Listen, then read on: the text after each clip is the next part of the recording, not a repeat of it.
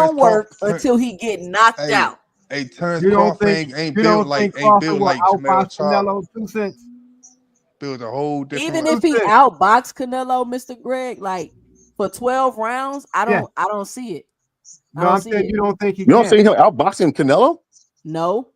Why not? Not for 12 rounds. Because Terrence Crawford is going to be bigger. He's going to be slower. So man, you listening to Jermall? No, I'm That's what listening we to doing now. myself. I've been saying it. She just agreeing with him. We taking Jamal. Jamal Charlo Time room out, become gospel now. time out. NHA. Band up, you gotta mute.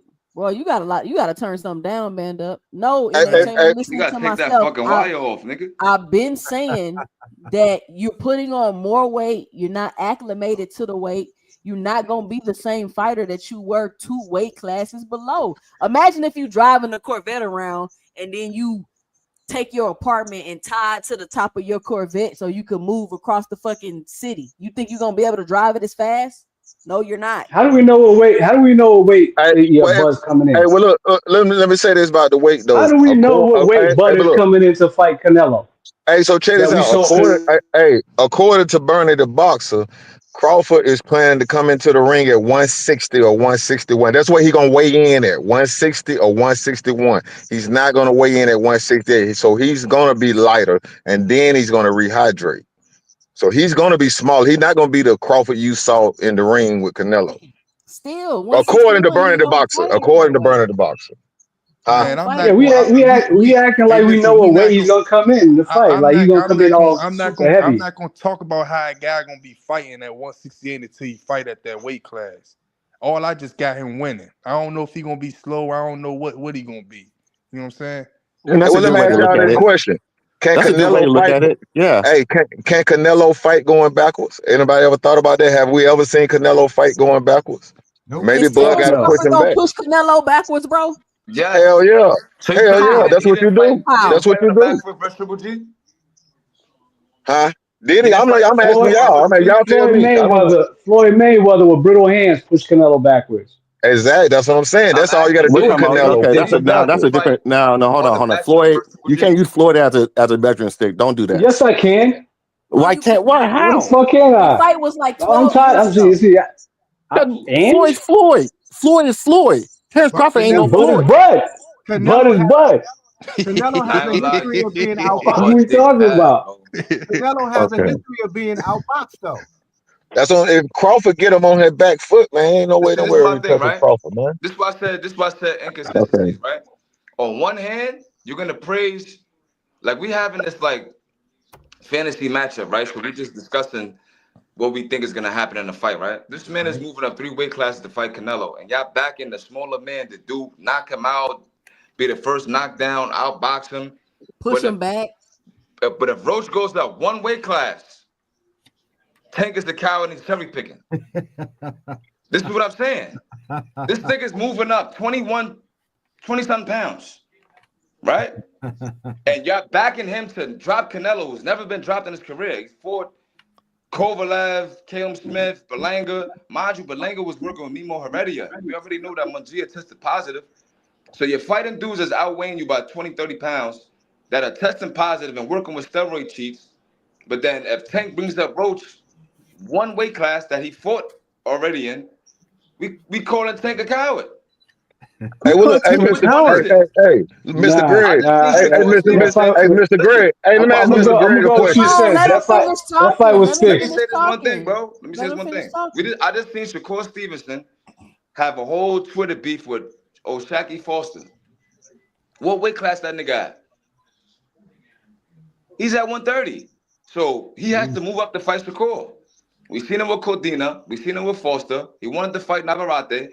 Y'all not calling this man out his name like y'all do Tank. What you talking about? Wait. I don't understand. I understand what you're trying to say. Is Shakur asking to fight O'Shaquie? Let me land that plane, bro. Don't get nervous, nigga. Don't get nervous, man. Let me land the plane. So now, the reason why I know that he's the bigger man, because he missed weight at 130 already. So clearly you're too big for the weight class. So you're getting all these arguments with these smaller fighters, and I don't hear not a peep from none of you niggas. What's up? Hold on. Go ahead. I want to say Shakur is arguing with Connor Ben.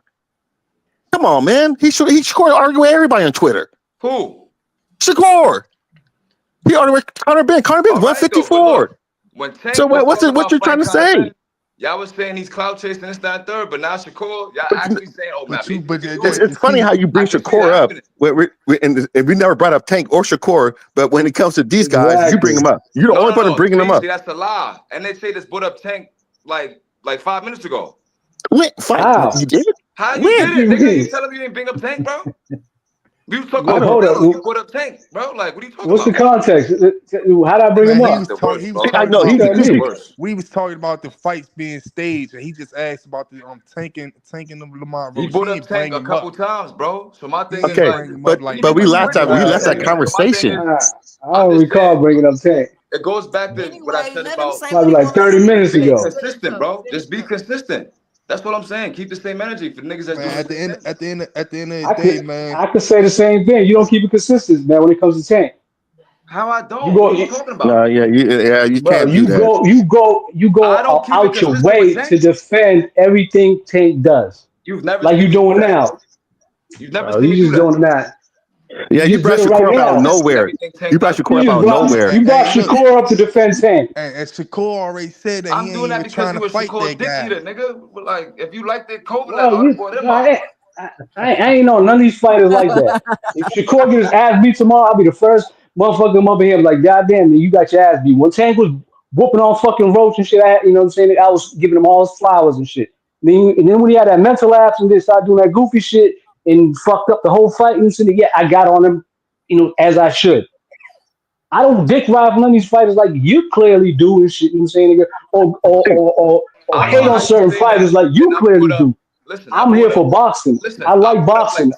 I fuck with all these fighters. I think Tank fucks all of them up. Never watch, bro. So how am I'm talking about fights on the what? You What can are you watch talking it. You can watch 1,000 fights and still be a dick rider. Fighters they just do, bro. And you up here just dick eating Tank. You didn't give no examples and nothing we talk about, bro. You just I thought the argument was between and you not even from Terrence Crawford and Charlo. I thought it was Terrence Crawford and Charlo to fight Canelo. I don't know how we got back on Tank and Shakur. The argument was before Charlo fought Canelo, every fight he disrespected every fight. As soon as he got into it with Canelo, he ain't never disrespect him. He went in the fight like he wasn't trying to fight him and all that stuff. It was just all bitching him when he was in the fight. And yeah, he a coward. Canelo's in the cartel, man. You got to be easy, man. Yeah, right. So why you think that? How are you a coward when you went up 2 weight classes? Nah, it's not. Like, how are you a coward? I don't understand that. He went in there to get a bag and lay down. 2 cents. It ain't about. I'm not saying that the way he fought on that stuff. I'm talking about everything led up to the fight. All his other fights, he disrespect people. I'm talking about to the point that you can see that he trying to fight them before the fight even start. When it was with Canelo, he ain't do none of that stuff. Then Canelo even asked him, damn, he not showing the same energy that he do with the other fighters. So then when he go in a fight, he fight like how he was acting before the fight. He acts straight up like a pussy, like before the fight. All right, so let's get lost, right? Even if he didn't say it, Canelo didn't have to say it, man. He saw this fucking action. That motherfucker was looking at him like fool. Yo, NHA, he was bro. prey up in there for Canelo. Bro, you can't be defending that nigga because he like your favorite fighter, bro. I noticed you be doing that. Ooh. You nigga, Who's my you be trying favorite to fighter? jump niggas on the panel, bro. Like, you gotta chill. Who the fuck is my favorite fighter? What you talking niggas about? Get they fade one-on-one, bro. Stop trying to jump in, bro. You trying to say Canelo's my favorite fighter? But listen, this the thing though. I hear what you saying, Rich, but my whole point is the man went in there, he did what he thought he could do. He see it wasn't working, and he decided to make it through the fight and not get knocked out. Nah, see, I don't see the problem with that. Like, y'all, man, hold on, I'm not done talking. I'm not done talking. I'm not done talking, bro. Man, listen. Y'all really just mad at him because he didn't get knocked out. So if Terrence Crawford goes up there and y'all talk about outboxing and he get to round 12 and he lose the fight, y'all should be mad that he didn't get knocked out. Hey, listen. No, 2 cents. Listen. Nah, I'm gonna be mad. Come on, get on his pedal and do a fucking Mel did the whole fucking fight. Fuck yeah, I'll be mad. Yo, I Mr. think Greg. on there, shit start and get the swinging and shit. You know what I'm saying? And do the best he can. 2 cents. Yeah, Come on, them that niggas. What you about to say, Bree? Mr. Greg. man, Mel felt that power and then laid the fuck down. man, that man Nigga took a fought knee and said, "I'm done." that man fought so bad, man. Tell me Sean what. Crawford said, Tell I me don't even what. want to Tell me fight when the him, I ain't man. gonna lie, I I don't ain't know what Tell me fight when I the was bell watching, but ring he in didn't look 12 that rounds. bad to me, bro. He didn't look What was that you bad. about to say, Because Supreme? Of course he because didn't. hold on, time Motherfucker ran out. the whole Because fight. time out. How is that gonna be fair if Crawford make it all 12? Y'all gonna be like, oh, he was moving in boxing and master class, but Charlo do it. He a Masterclass. coward. Well, Terrence I didn't gonna call win. Charlo a crowd but coward, 2 but I cents. 2 cents. We seen the man. Charlo anyway. 2 cents. We seen the man. He took a knee and he was done. We all seen that. He quit fighting. So Motherfucker checked out. if Bud does that, he's going to do it. Oh But yeah, in we terms gonna of what we just crucify seen, his ass. he quit. He quit. I'm not calling him a coward. I'm not calling anything else, but he quit in that fight. Yo, how he quit? He made it all 12, bro. Oh my God, man. How he quit? How do you quit Free, if we you fight? better than this. Free, chill.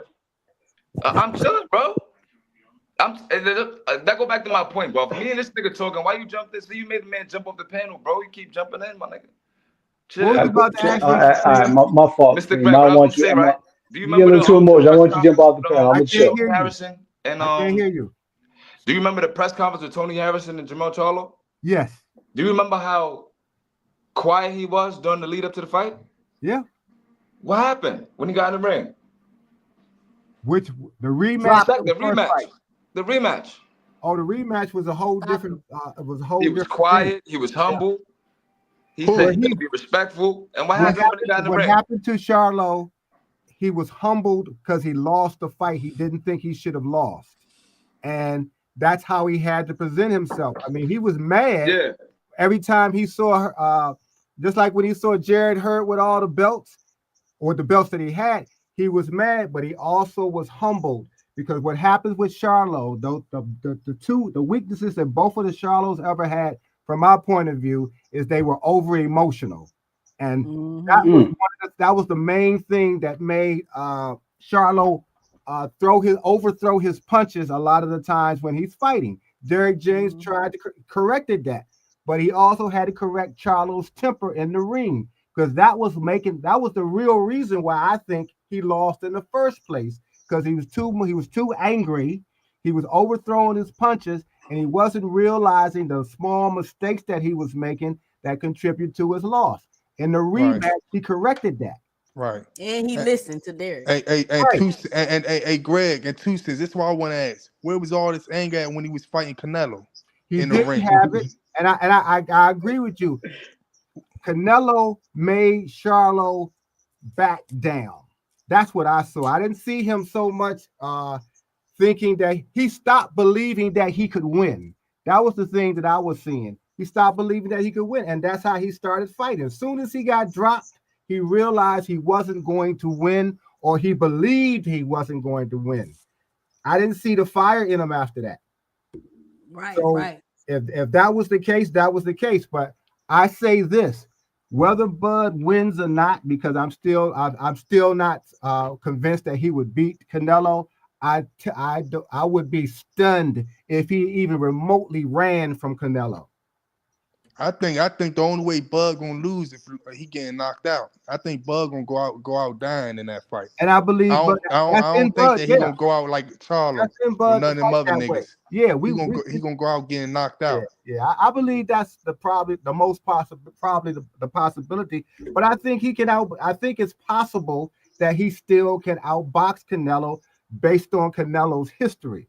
Not saying that Bud will be at 160. Well, no, at 160. Now that I've heard that he may fight it just to come in at 160, there's even a greater possibility. I think it'll be more difficult at 168, and he hydrates up to 175 or something of that nature. But I believe that he can outbox Canelo, because Canelo has a history of smaller men outboxing him for at least 5 to 6 rounds. So he gonna outbox him and not get hit, because nobody is taking he's not going to get hit. How he gonna take Canelo power? That's the biggest thing that I worry about, whether Bud can take the punch. I'm not worried about nothing else or concerned about anything else. Shout out Blaze P for being on the panel. Hey, Huh? I was talking to Rich. You said what? You down here in DC? What's happening? Can I get 2 cents? I'm over by Coolidge. Okay, I know who you are. All right. Go ahead, Blaze. P4P. What's your 2 cents? What you got for the show? Oh man, peace everybody. I know there's a lot of stuff talking, so I'm gonna just spit my 2 cents. I'm just can't wait till this fight with Bud and Canelo happen. I can't wait because it's the same shit that was This going nigga on with, sound like a pimp. Spence and Bud.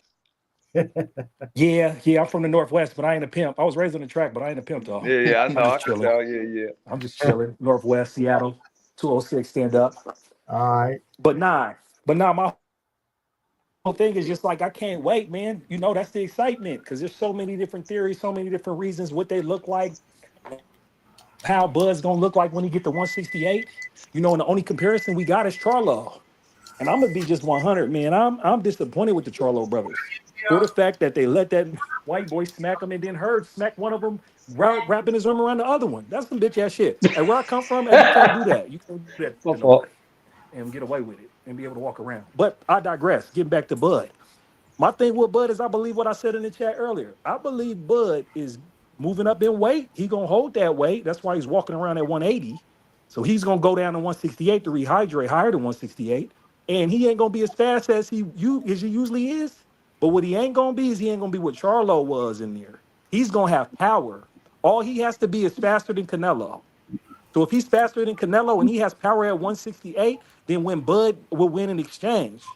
And then because one thing about it, I can't argue with anybody who says Canelo will knock him out, Canelo will beat him. He's going up 2 weight classes. But what I can say is this: neither one of them has officially been knocked down. Neither one of them has been stopped, and they've been stopping people. Bud's been stopping more people more recently than Canelo. You feel me? But he's smaller than Canelo going up there, and if he catch one, he can catch one like everybody Blaze, else. let me ask you a question, Blaze, real quick. Not to cut you off. You think Bud hits harder than Jermall Charlo? Yep. Say it again. You cut off. You think Bud hits harder than Jermall Charlo? I think Earl Spencer tell you he does. Listen, hold on. Don't let me answer the question, bro. You ask me, bro. Hold up real quick. You got it, bro. You got it. Hold on, homie. I think Bud hits harder than Charlo at 168. How? Hey, that's my thought. We about to find out. It's my hypothesis. It's my theory. It hasn't happened yet. You're trying to make me prove something that shit ain't happened. It's my theory. You feel me? My theory is Bud's training to be stronger than Charlo at 168 because that was the issue with Charlo at 168. That was the only issue. He had the footwork. He could box with Canelo and anything. He hit him. He landed some clean ones. And Canelo ate that shit like Scooby Snacks. He ate that shit like what's the Wayne's brother movie, The Great White Hope? He ate Charlo and that's the shit same and was thing like, he finna that do to Bud. shit. No, that's what I'm saying. But the question is that's where I would disagree with you. I would argue that Bud will hit harder at 168. And you and what I don't hit harder as you go up, bro. No, I can't prove that. No, it's but no, listen though, I can't prove Bud's about to hit harder no more than you can prove he's not. It's gonna happen in September. We about to find out, and then whoever's right can talk their shit. Just like whoever was right with Bud and Spence can talk their shit, and then there's gonna be a whole bunch of excuses. Oh, hey, it's can I ask y'all a question? Oh, we got him lined up. Hey, can I ask y'all a question? So Canelo couldn't get on the juice. They exposed him. You feel me? It's gonna be that type of stupid ass shit when Bud wins. Who's skill for skill better? More accurate. Charlo or Bud? Bud's skills is sharper right now. Since we comparing Charlo and Bud strength, who's skillfully better, man? Bud is skillfully better. Bud 1,000 times. Man, that's not an issue. I think Charlo a better boxer than Bud. Really? You're Okay. crazy. You need to go watch Respectfully, 2 cents. You watching highlights and you ain't watching tape. Go watch all the fights. Go watch all his fights. Bud's timing is better Are you than Charlo. And his accuracy is better than Charlo. And it's another thing. And his punch placement is better than Charlo. Statistically, though. And it's another thing, right? It's the eye coordination. Bud coming up from the smaller weight classes, so he's seeing all them fast punches and all that stuff. So when Canelo hit him, that shit gonna be coming slow as hell. You gotta remember that too, man. That shit gonna be coming real slow to him. Y'all He tripping. gonna come like When Canelo Canelo doing that and start like old punching boy from the Bud's Matrix. shoulders, punching his arms, Oh punching my! his hips, what Bud gonna do when he punching his arms, punching his shoulders, you guys punching are his gonna hips? Bud gonna do the same thing Fuck he you do when he mean? Move punch. He out the gonna counter and way. punch back. He gonna be punching his arms with power. Bud, I don't know where you think Bud finna get this power for Canelo of all fighters. No, Like, I don't he's gonna see have it. I enough don't see power. it. You He's ain't gonna have that have enough snack power. power for Canelo to respect it. It's his And punch if plate. Canelo gets caught, he's gonna He drop must like gonna have some everybody else. super. He gonna have some superman. No, 2 cents. What I'm Yeah. saying is that if So we don't believe it. Bud hits So we don't Canelo believe in clean, snack. What if we Bud don't hits believe in Canelo snack no clean, he more. would drop Canelo. Just like if Canelo hits Bud clean, he would drop Bud. What are we talking about here?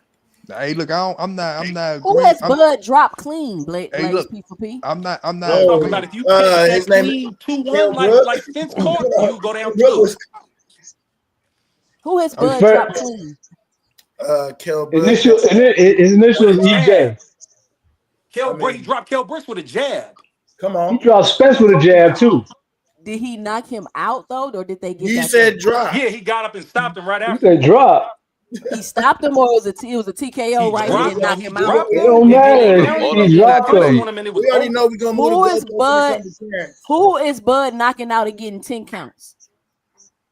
Avanesian, didn't he What go the fuck does that mean? If you knock him down, you knock him down. No, Yeah, that's what I'm listen, talking about. What are we listen. talking about?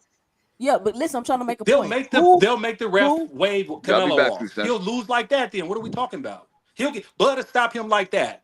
Bud to stop Canelo with a weapon be holding on to him. Like what are we talking about? A stop She is just said, a "Why stop. then?" Shout out to Kamani with Oh my God, he already answered that. Bud's been hold on, answered. $2 in the super chat. So why didn't Bud knock out Jermall? Shout out Because Kamani. Mad Jamal was tell her that. I don't know. Why ain't Canelo knock out Berlanga? Because Mad Jamal was moving like Charlo when Canelo was fighting him. That's why he ain't knocked him out. Madrimal fought in that fight. He fought a good fight. He fought in that fight like he never fought on tape. He never Did fought you like hear what Bud said that. about He be doing Madrimal? all types of weird fancy shit where he'll switch stances and I some more seen all shit. what he said about Get him. the He fuck out said of here. I Madrimal watched all his was tape. better prepared to fight him than he was Ortiz. Was the Virgil Ortiz? Yes, he said Madrimal was better prepared to fight him, and that's the key, being the preparation. Nah, because that's what I'm saying. Is that skill. that's the problem Right. with people who don't like Bud. They got an excuse for everybody that Bud beats. Mm-hmm. You know what I'm saying? There's an excuse for him. Or he didn't stop him and he stopped everybody for the last 8 years before that, and then he done somehow fell off and he's undefeated, 2-division, undisputed, 4-division champion. What the fuck is we talking about? And he ain't popped for no fucking PEDs. He's I better. should be sounding weird. I was like, what did Bud do to y'all? I'm genuinely curious. I'm like, Bud's a good man. Timing. He's What did Bud do to y'all? Punch placement is better, and They he's can't better name prepared it. to fight. And man, you know, after he beat Earl Spence, man, a Who's lot of just people, saying Bud's a hype job? Even before that, they hated him. a lot of Like, people, like what? But they that, hey, really that hate wasn't me, brother. they Because I like all start the they fighters.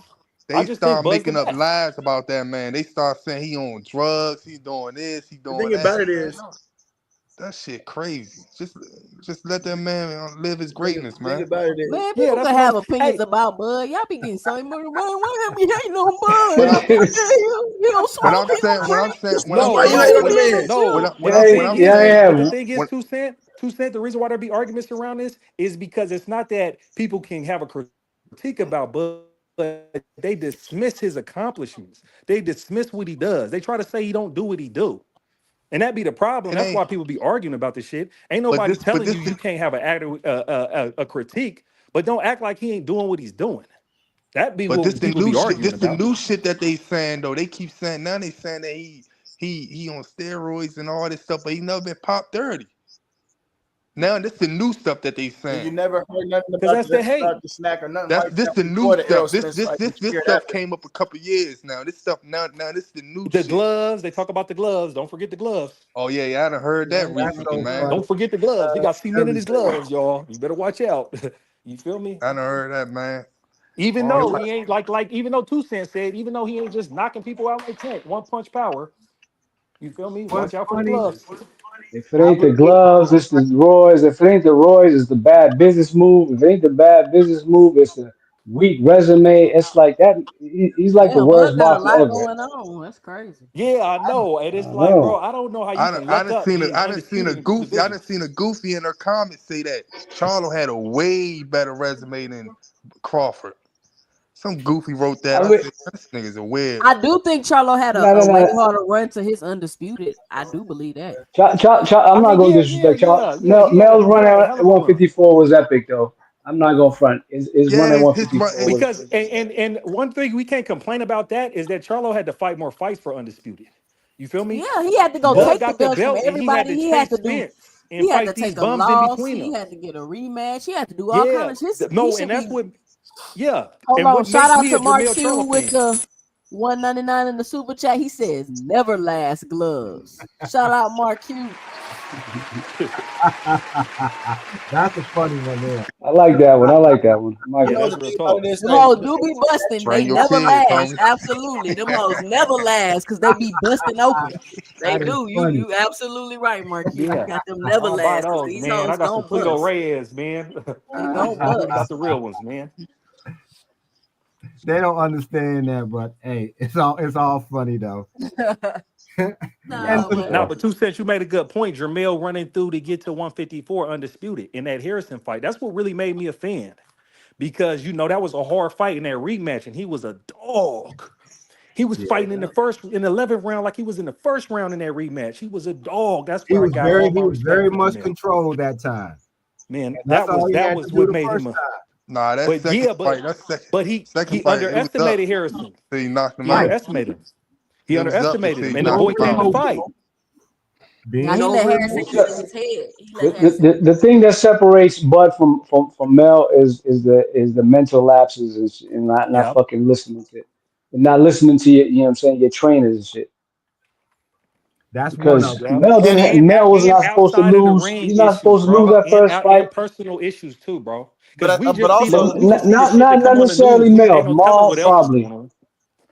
Because also that correct me if Castano I'm fight, wrong. they shouldn't have been a two. It shouldn't have been a two Castano fight. He should have fucking watched Castano that first fight. It should have been into But you that. can't say But that though. because You can't. You That just can't say I can't. Castano say was that. good though. Yeah, You I got to could give it credit. separate that. Castano was That's good.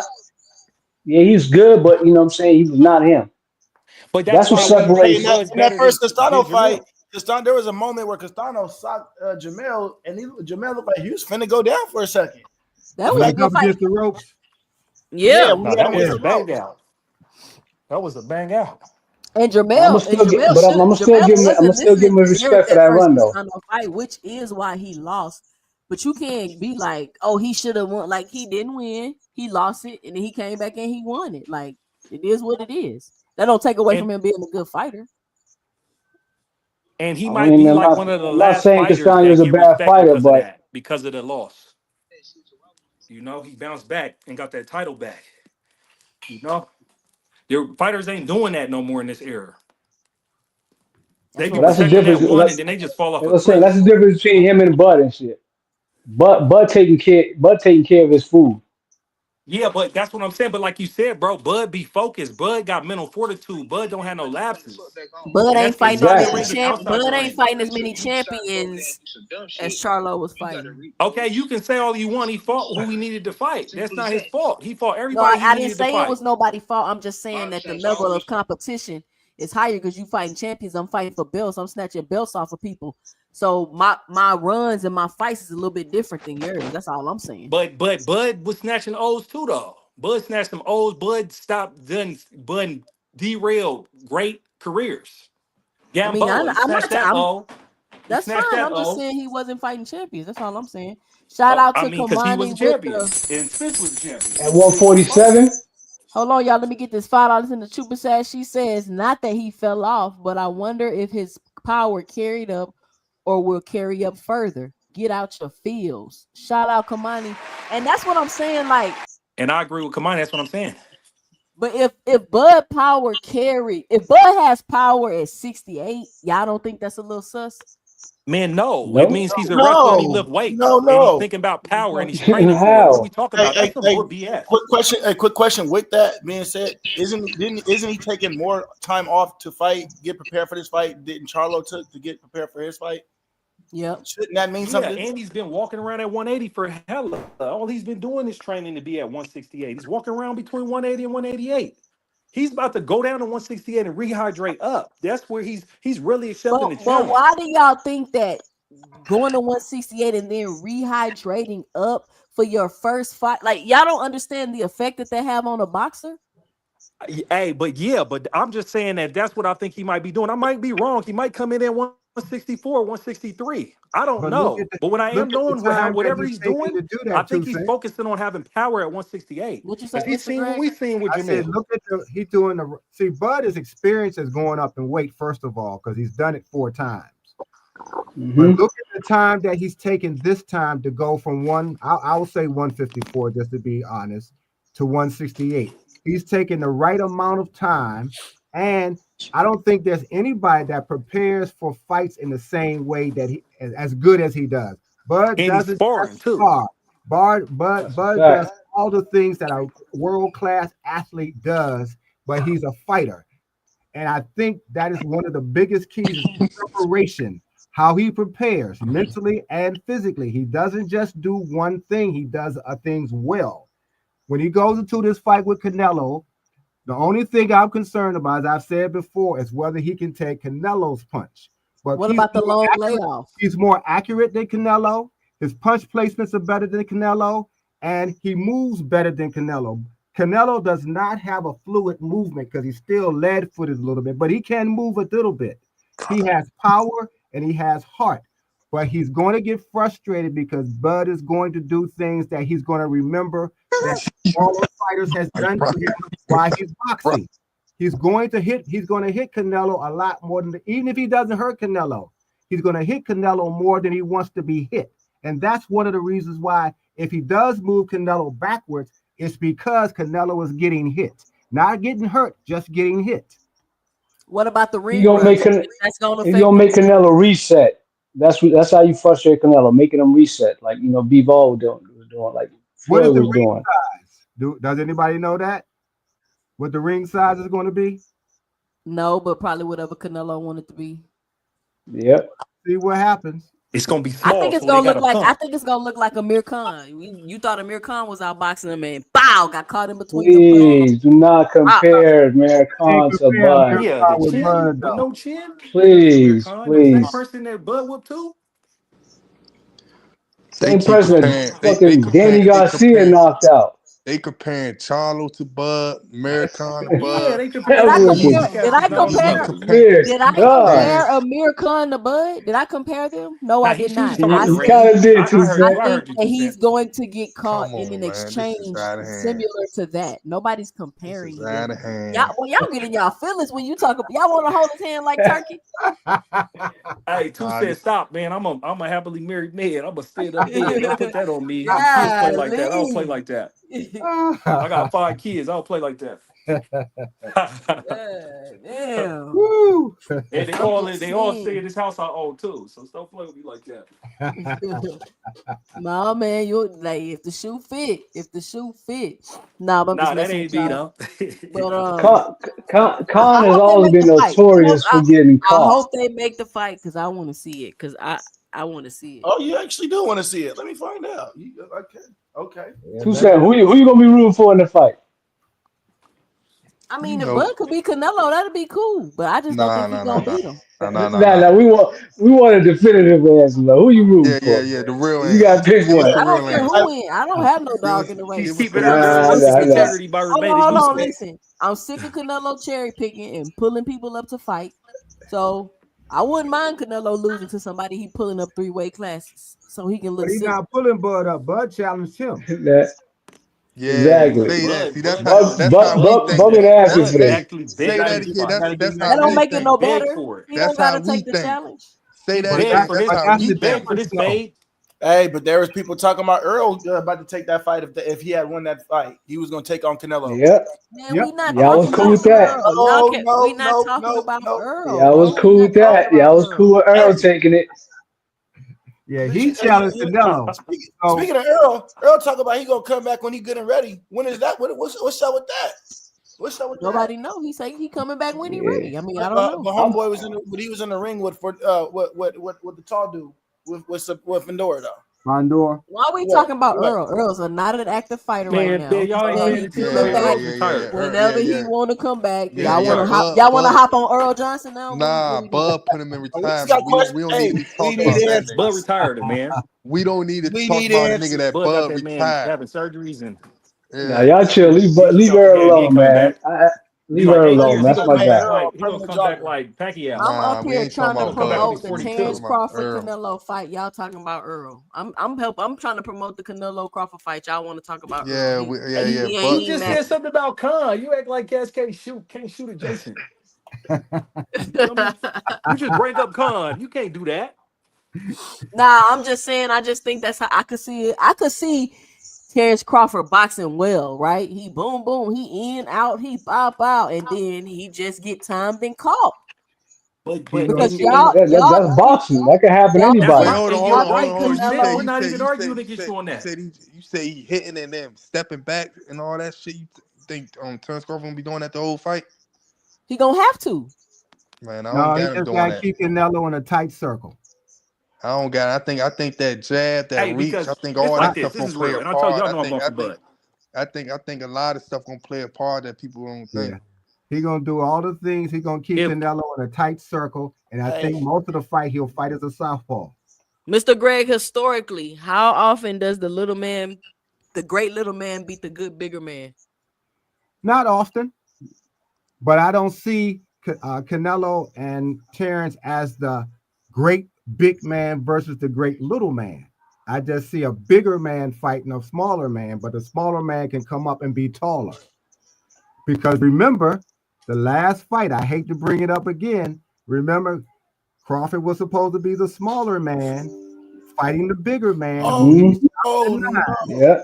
So He was supposed to get mowed down, beaten like Kunta. Hey, this is what I All want this to extra ask, right? shit. This is what I want Historically, no, the great big man doesn't. The little man doesn't beat the great big man. But this is not the same. Canelo isn't that big. He's just right now bigger than Terrence, but he's not taller than Terrence, and he's not more talented than Terrence. He's stocky. He's just before Caleb got knocked out, how y'all was looking at the fight with him and Canelo? Yeah, Caleb was boxing. Caleb was doing a good job, and then he got dropped. And who a better boxer? And but let's not Caleb forget Terrence? But Caleb is bigger than Terrence, y'all. Caleb was But let's not gassing out, forget, man. Canelo dropped He Charlo, prone to. Mungia, and Berlanga. Like, even though he didn't stop him, he dropped him, and then them guys got on their bicycle. So that's what I'm trying to tell you. I'm going for Bud, but if anybody catch that lead left hook by Canelo, you're going down. And what is Bud susceptible to? But this Man, what I I don't was know saying. what he's susceptible to. He Blaze. better watch out for it. That right eye be Otherwise, I'm closing gonna be up. like, oh man, Canelo is knocked gonna out. close Bud's right eye. Hey, Blaze. And Omac gonna throw in the towel. Hey, Blaze, but this what I was You sound saying. crazy. This what I was saying. Terrence Crawford got a good acclimation. He come up under a smaller weight class with faster fighters.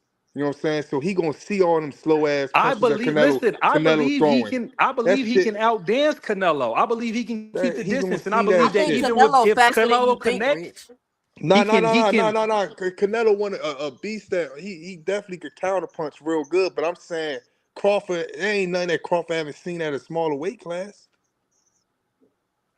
That's all I'm saying. I think he can outbox him, and then I can think listen, he can hit him clean with power. the biggest factor is gonna be if he can take Canelo power. That's what Who's a more skilled fighter, Canelo or Spence? Y'all opinion. I think Canelo became a more skilled fighter. I don't think. But you can't compare Spence and He Canelo. started No, off. I'm just yeah, we can. No, you I cannot. mean, if we it's go two back different like 2 styles. years ago, y'all had Spence beat a lot of these Spence fans had Spence beating Canelo. But now all of a that sudden, doesn't mean Bud you can't can do it. compare them. Oh Man, no, they I had wouldn't. Yes, you can. That's exactly what it means. How Not to Spence? fight. You can't compare Spence and Spence Canelo able to fighting beat? against Bud. You can't compare that. Yeah, you can. I ain't claiming that one because I wasn't never How do comparing Spence to you have Canelo. Spence beating Canelo but not Bud not. But Bud Who not. had Spence beating Canelo, bro? Why are you A saying lot this? of Spence fans, a lot of diehard Spence fans had Spence had Spence beating Yeah, Canelo. I think Canelo perfect for Terrence Crawford to No, kill him. no, no. I'm not saying you specifically. I'm just speaking in general. I don't know about We got a lot of Spence. We got a lot of Spence that's here. Nobody said that. They Nobody even ain't talked admitting about it. They Spence. ain't gonna But admit you, it to you right now, though, bro. The way he got demolished, Nah, you're not gonna admit that. you're the only one talking I about know they Spence. won't. We're I'm talking just saying, about relatively speaking, man. and Canelo. Y'all acting like Canelo's, saying it's We don't even know indestructible. if this fight is happening, so we can keep talking about it, but we don't even know if the fight happened. 2 Cent, man, don't jinx it, man. Don't jinx the fight. They said it was happening I'm September not. 13th. Don't jinx Where? it. Nah, for real and everything, because I want to see it. I want to I mean, see I want to Bud see do it too. what everybody think he can't do. I want to see it. I I've want to been see wanting him to see do it it ever too, for since he been sure. wanting to do it. Who is Real Jermall talk. fighting? That's one By thing the with way, me is like, hey, listen, I'm gonna be like, this is one of the fights right here where it just be like, hey, bro, I'm just a fan. Like with Bud with this one, because it's like I know what he's going up against. I seen what Canelo did to Charlo. I seen what Canelo did to everybody he been fighting up there. I seen him jump up. I see the only comparison that we got is Jermall going up, and he had no power to deter Canelo from going forward. And I respect Canelo because I became a Canelo fan. I really became a fan of him. I wasn't that interested in him until, and I mean, I thought he was a good fighter. I gave him his respect until he fought Bivol and literally was trying to figure it out the whole time and lost. But dude was just way better boxer than him and way longer than him and way bigger than him. And then ever since then, he just be walking people down like a tank. So it's like, hey man, I know what the task is at hand coming up here. And I'm glad that bullshit fight with Skull was some bullshit and he didn't take no damage. So there ain't no excuses. So he's fresh. Didn't the Because fight? But y'all not taking into account Bud coming off that long layoff and he 37. He no, we coming up are. in We are weight. taking into Listen, account. I'm not. That's He why I'm got a not. lot to. He got some things to overcome. But He coming up in weight. Bud He was coming like off a 32. hold on. He ain't no damn 32. No, I he mean, older. for He motherfucker 32 on the is snack. as Let him tell healthy him, as man. He's he. AK, I 32 know on the you not snack. bouncing that hard, The bro. He's snack got him 37. I'm 32. just saying, The man. The snack got him man don't drink, he 32. don't smoke, he don't party, he don't do none of He don't that smoke. He extra don't shit that drink. most of these bosses do. He don't smoke. He Yeah. don't drink. He's got We LeBron we we genetics. didn't give You Floyd feel no me? slack when he was 37, beating motherfuckers and shit. He's We didn't not give Floyd no Floyd. slack. No, we ain't never Yeah, said he's nothing Bud. You're about right. Floyd's age when he was active. Nobody said Exactly. nothing That's what I'm about his age saying. when he was active. The man is 37, bro. I don't know what y'all trying to deduct years from the nigga life. Like, I don't know what y'all He's LeBron doing. Yo, 37. He's Floyd 37. was 36 when he whooped He's on LeBron Canelo. 37. Watch. When he whooped look. Canelo, he's LeBron 37. Fuck what you talking about. That nigga's a specimen. Exactly.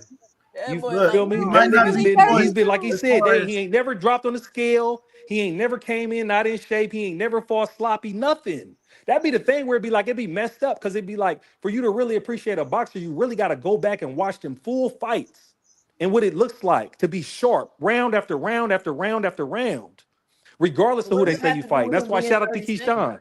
And Shout it, out to Keyshawn and, Davis. and He's gonna stop Delos Santos next week. As he should. As he should. Listen, when Charlo fought Canelo, As he should, 2 Cent. And then did y'all ever get the they gonna turn impression Shakur them against each other. when Charlo fought Canelo? Did y'all ever get the impression the entire fight that all Charlo was really doing was trying to keep Canelo off of him?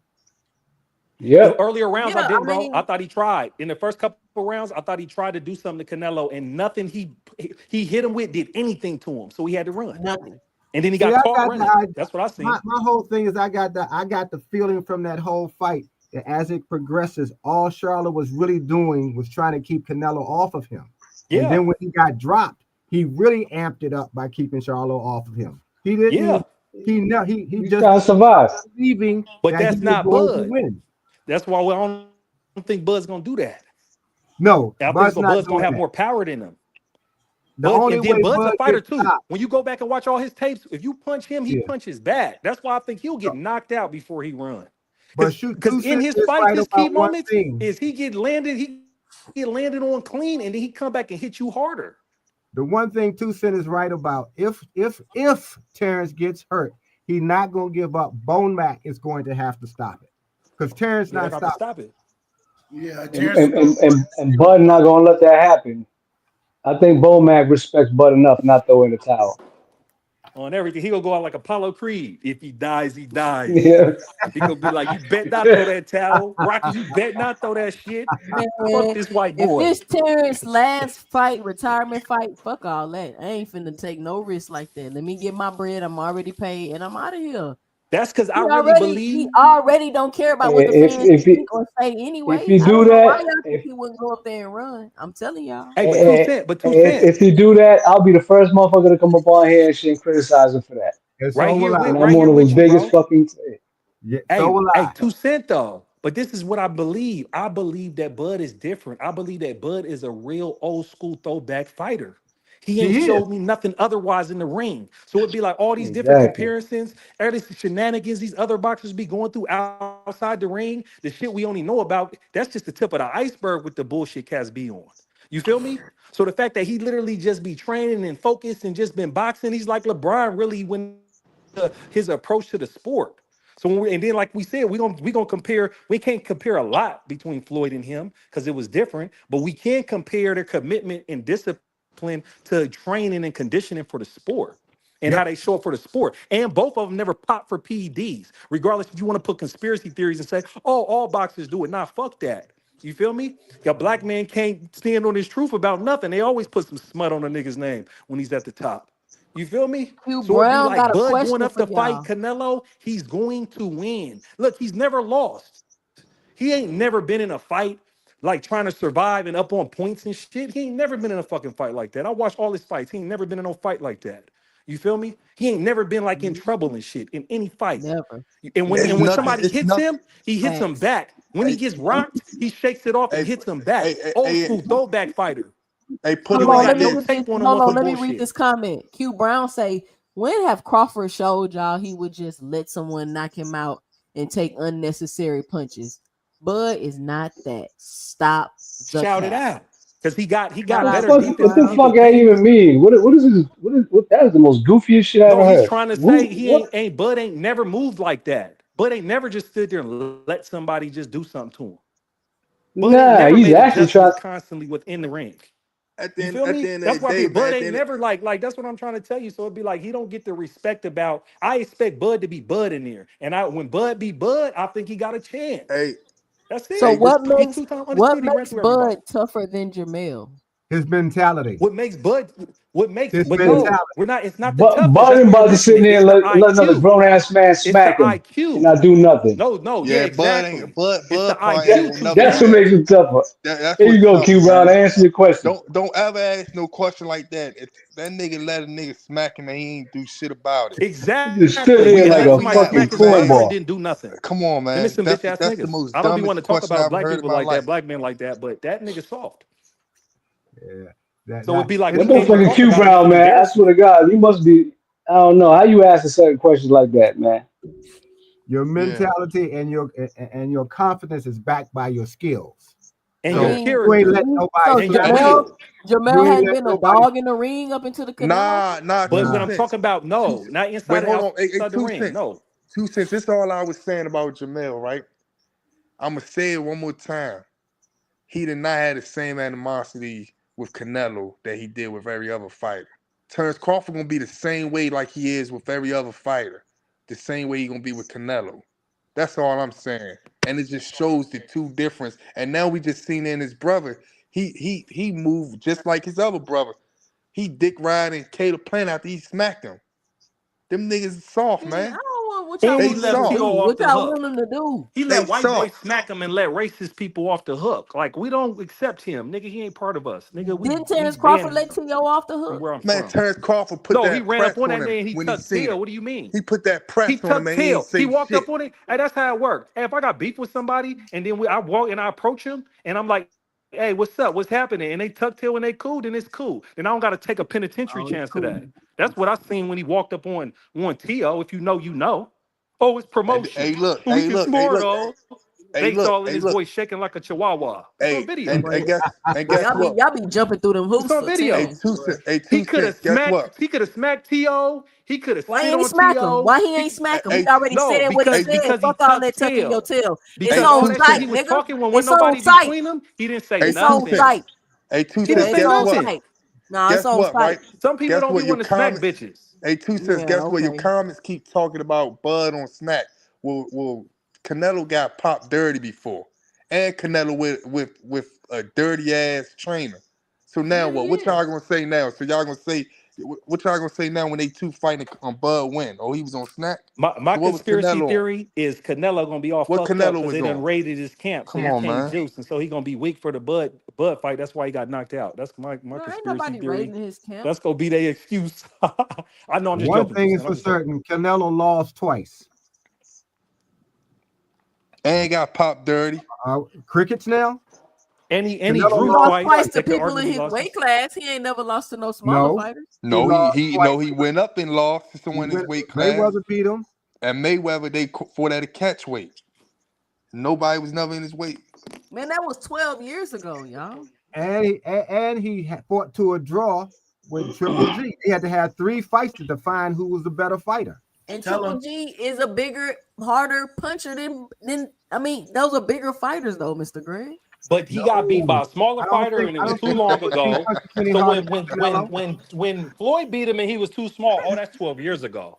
But when these other fighters beat him, oh, they bigger than them. It's like they're gonna make excuses for everything. Triple G That's not an excuse. I'm just saying. How is that an excuse? That's the truth. Was the fight not 12 years ago? Hey, look, hey, Two Yeah, Cents, it was. like just like what Big Dog Willie Lara arguably beat him too. Just like what Big Dog Willie said right here, man. Again, Nothing that's that you another cannot argument to say make about there. Bud in that ring. Big Dog say Willie nothing with about the Yeah, they're like $2 exactly, with and the super that's chat. why they think we're Bud crazy is a because you can't dog say in nothing. the ring. Hold on, let me get this. Bud is a dog in the ring. We can't deny the fact. Shout out Big Dog Willie. It's nothing. You hating if you say something else about him.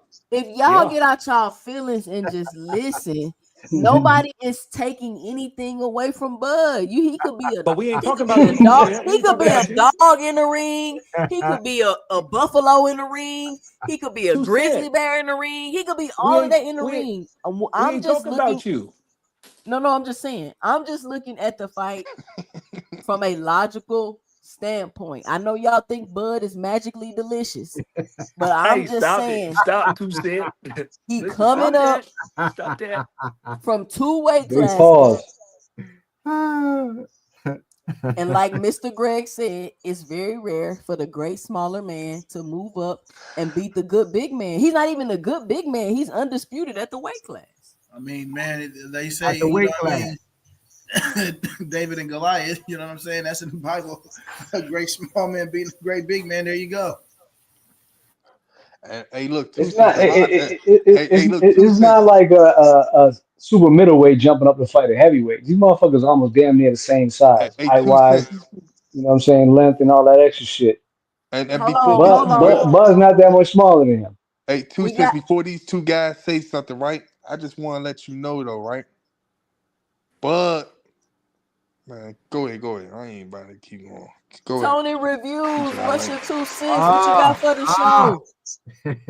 What up, Here goes Tony? What you got? What's happening, Yeah, T? what's going on, 2 Cents? Let's hear it, Gee, this is the dumbest fight. This is the biggest cash grab. This is the biggest severance check in all of boxing. And people who think Terrence Crawford got a chance don't know shit about boxing. Let me call back to Roger Mayweather. They don't know shit about boxing. Let me tell you something. It's just going to be another fucking O that Canelo's going to collect. I think Canelo's beat more undefeated fighters than any active fighter in boxing currently. Furthermore, y'all just saw Terrence Crawford move up to his 4th weight class at 154 and struggle with a dude with only 11 fights. His power was gone. That dog really wasn't there. He struggled with a dude that I didn't even think he beat. I thought it was a draw against Israel. And you watch Virgil Ortiz ragdoll that dude. So again, now you're going to think a dude who struggled with a guy with only 11 fights, which Canelo's never struggled with anybody with 11 fights. Canelo would have killed Israel Mazmadov if they got in the ring with each other. Now He you're didn't going struggle to with think a measurements. dude You're gonna think a dude who fought at 154. He didn't Struggle with Bivol. He struggled with Bivol. Bivol had like 15 fights. I'm not done. So now you're gonna think a dude who went to his 4th weight class, who was void of power, looked like a declawed kitten, is gonna go up 2 more weight classes and be able to hurt the guy with the best chin in all of boxing? Did he just say he had void of power? Well, Tony Reviews, can I ask The you something? delusion. I'm not done. This is my opening. The delusion amongst fanboys and fangirls is amazing to me. And no, Terrence Crawford doesn't always fight like a dog. We've seen him fight off the back foot against Victor Postyle, which was his biggest fight up to that point in his career. He didn't engage in the pocket with Victor. He stayed on the back foot for 80% of the damn fight. So again, and when he you look outboxed him. look, this is what I'm gonna say. Resumes don't win fights, but what resumes do is they give you a good gauge of how good of a fighter is. Canelo's resume is heads and toes above Terrence Crawford. Terrence Crawford's never even been in the ring with anybody on the level of, say, a Lara that was just posted, a Triple G. I wouldn't even say he's even fought anybody as good as Billy Joe Saunders. So his quality of opposition is lesser than what Canelo's done seen. We're not even going to bring up I disagree. We're not even going to bring up Mayweather or Bivol, 2 men who would beat the living shit out of Terrence Crawford. We're not going to bring them up. What we are going to say is who? Y'all are going to see this. What you on say? September 14th, Terrence Crawford is going to be reverted into the dog that he is, which is going to be a chihuahua on that night. Just like Charlo, he's going to show up to win. He's going to hit Canelo with his best shot. Canelo's going to eat it. It's going to have zero effect on Canelo. Canelo's going to hit him. Canelo's going to hit Crawford harder He put than Bud's he's ever been face hit on before. Jamil. He put Bud's face on Jamil.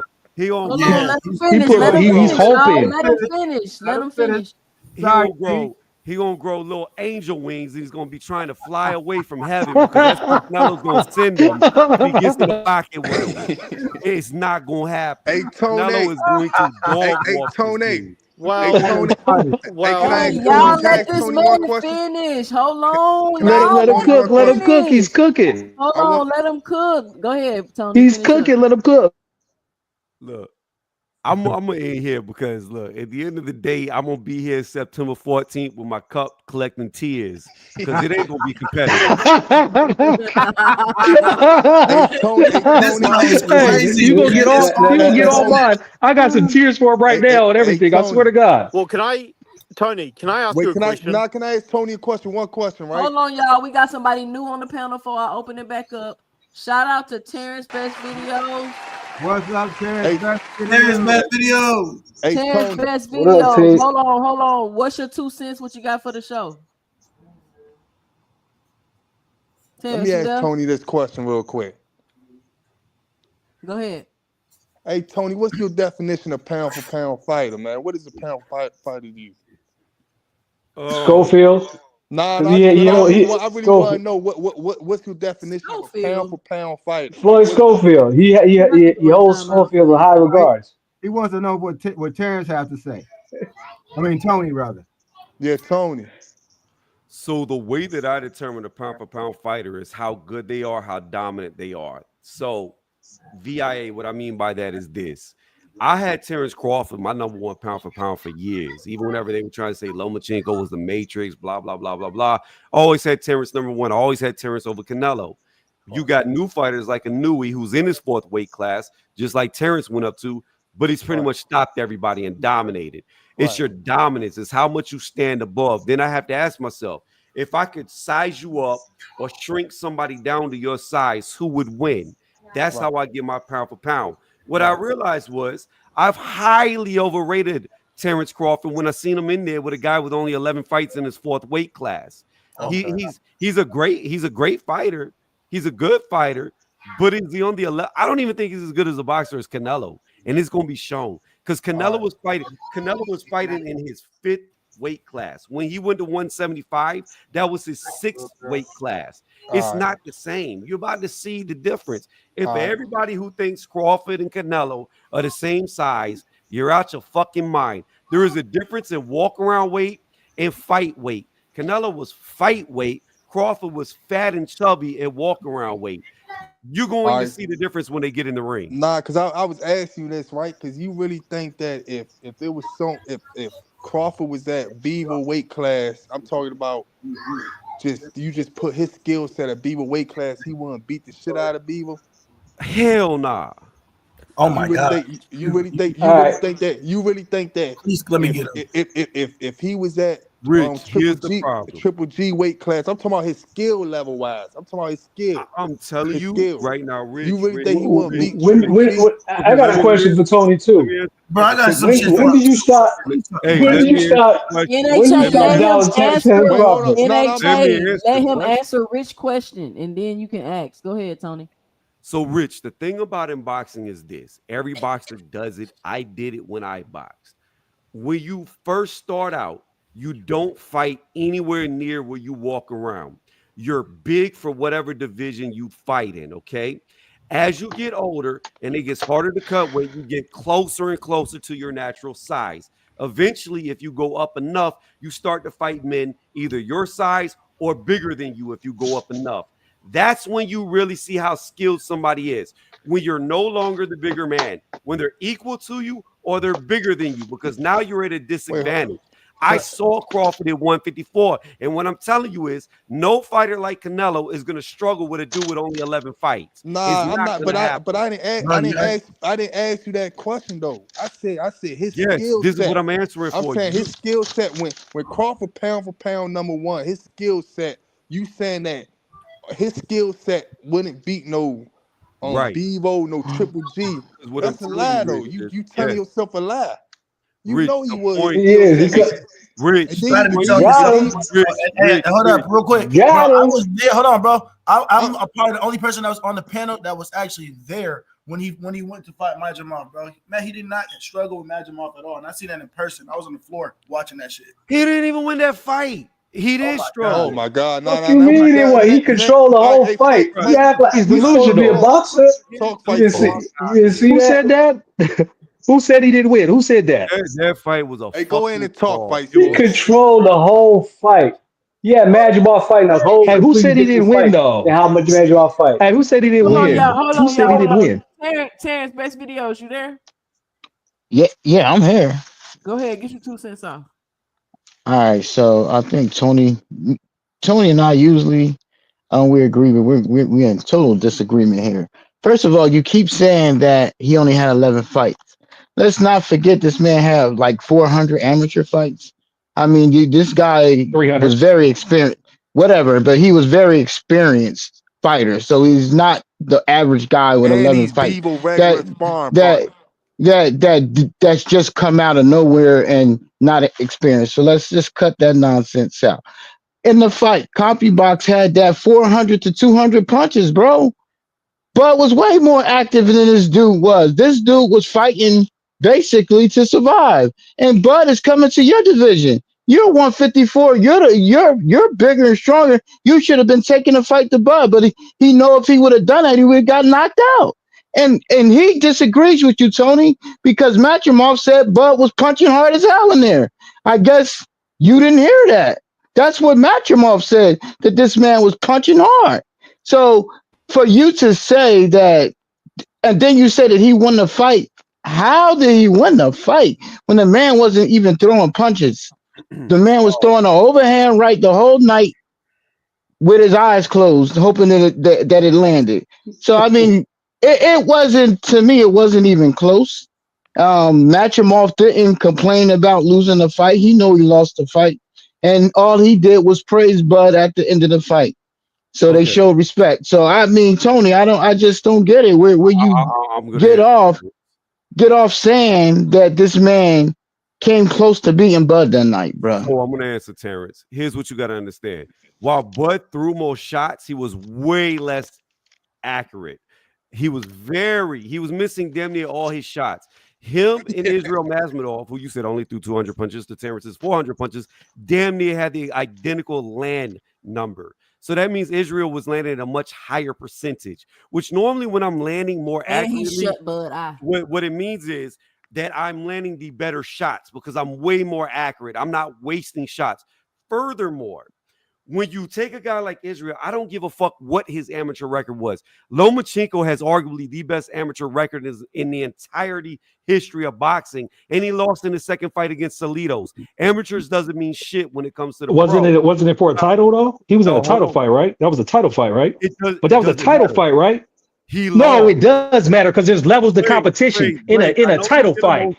I know you get emotional. No, because because what I'm trying to tell you, it's not the same. You got to acknowledge that's why people be great. Like Blaze.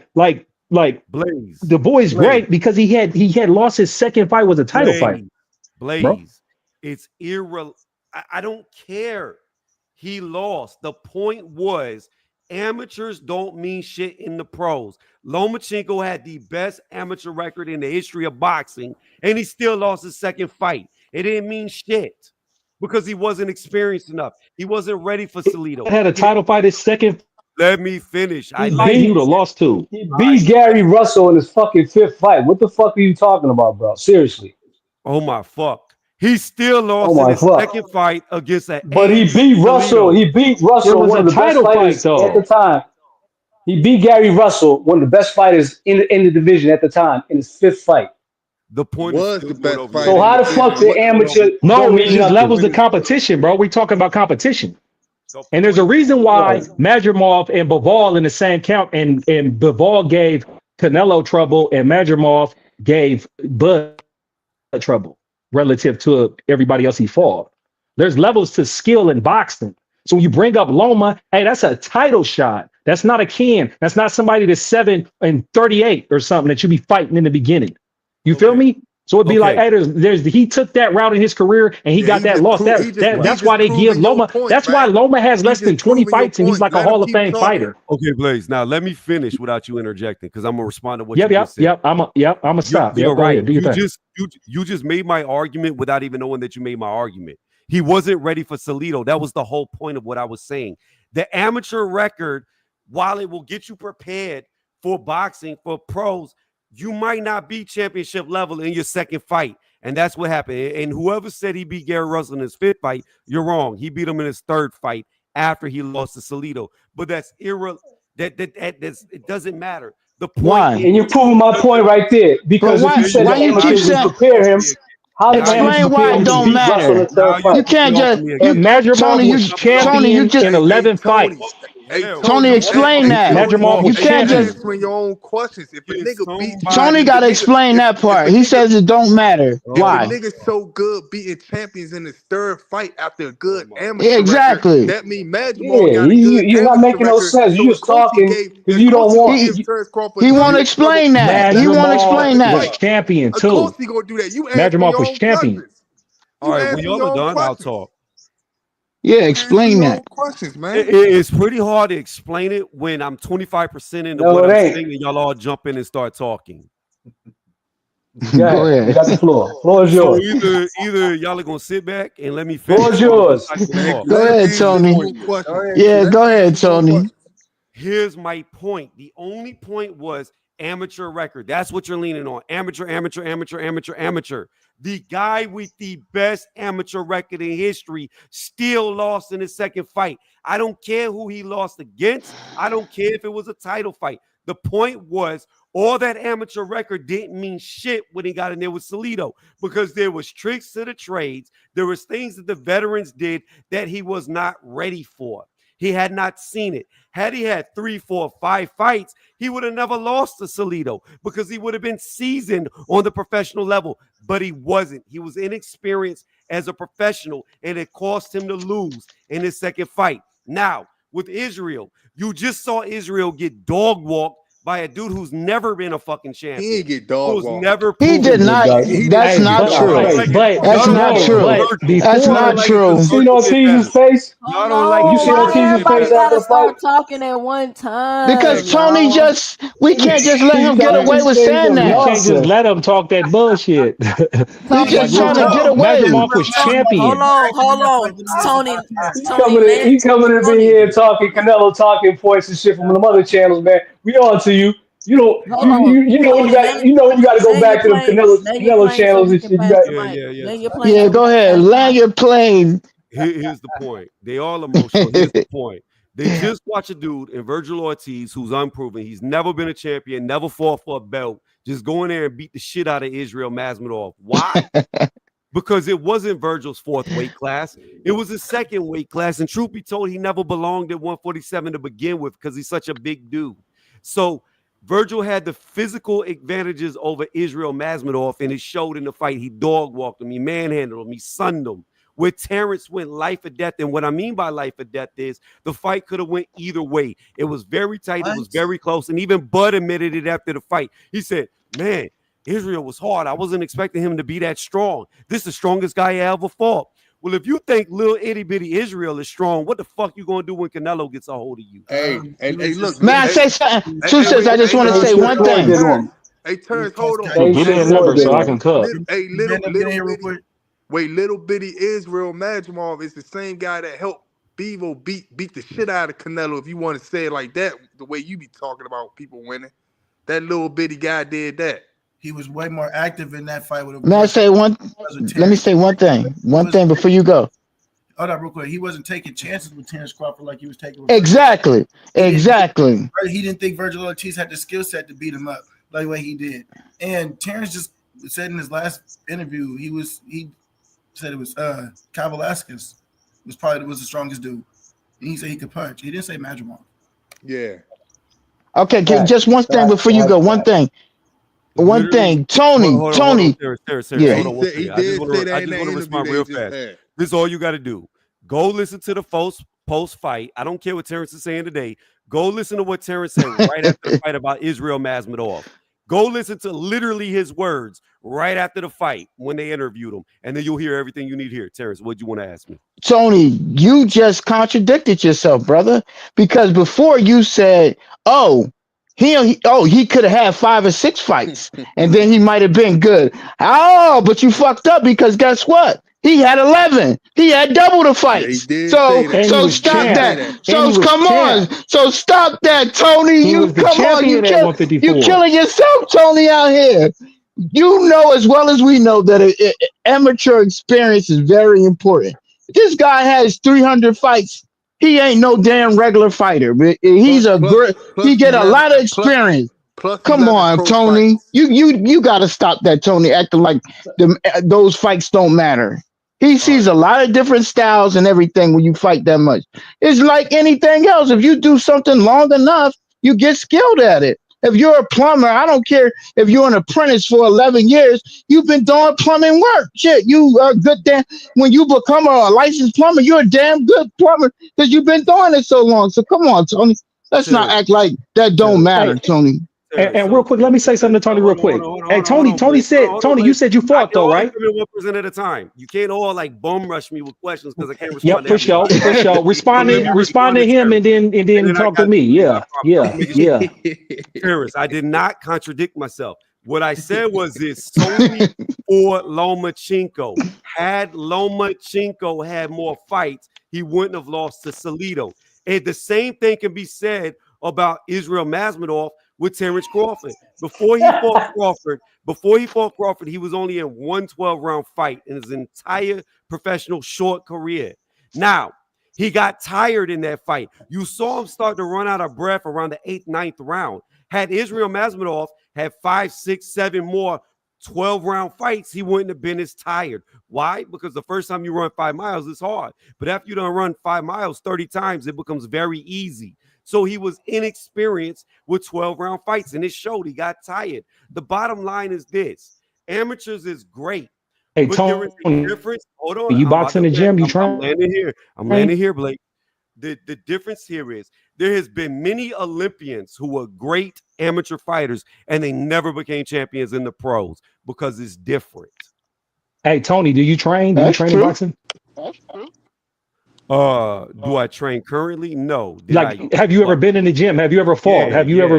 Okay. So hold on. So what I'm just trying to tell you is, you know better than anybody being in the gym and what it takes just to get in the ring, not just to get prepared for like an amateur battle for a spar or something.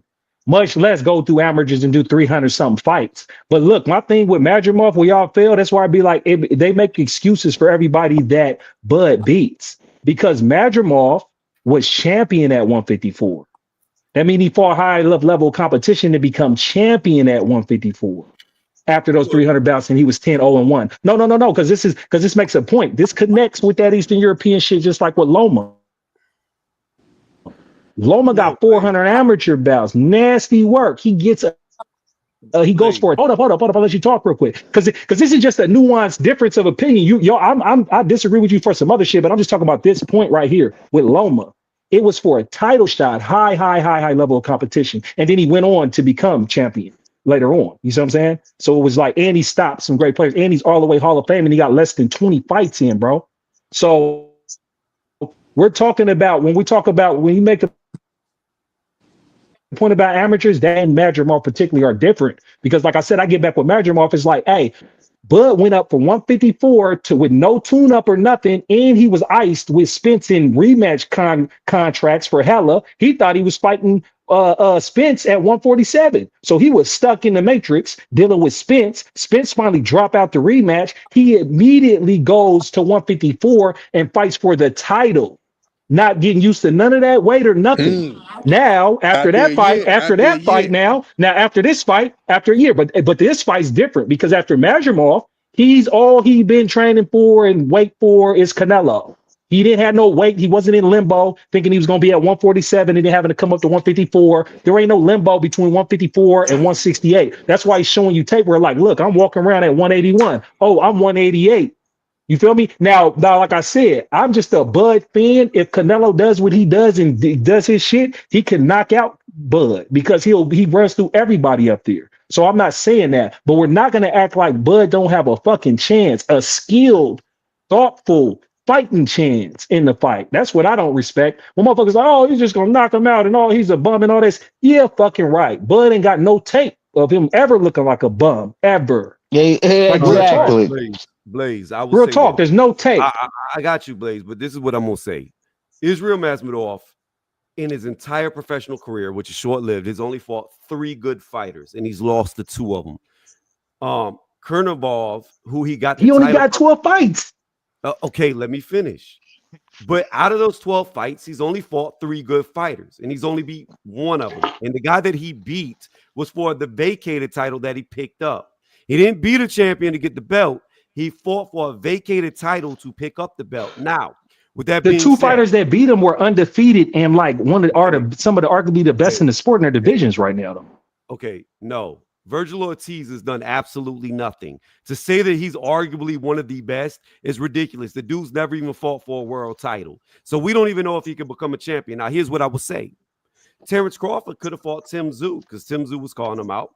He didn't go for that champion. He could have fought Fundora. He didn't go for that champion. Zoo turned it down. What the fuck are you talking about? Hold on. No, he did not. Yeah, he was trying to prolong them.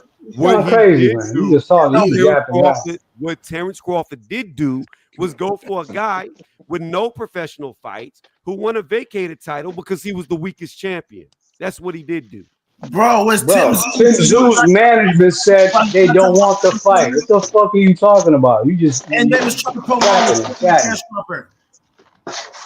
Can I jump in here for a minute? That's what I'm saying. They don't respect. You don't respect champions. They don't respect belts. They don't respect competition. It is what it is. It's like Madrimov only lost to 2 good fighters. Virgil's like Boots before he got a belt right now at 154. Israel Masvidal's done nothing to show that he's great. Nothing. Tony just over here. He over here. He got his Canelo cap on because he know he can't go back to them Canelo channels and shit. You know what I'm saying?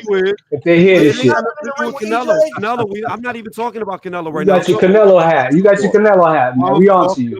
No, I'm talking about Israel Masvidal. Nah. And he has done. Israel Masvidal has done nothing to prove that he is great, but other than get his ass whooped. Can I jump in here with Tony for a minute?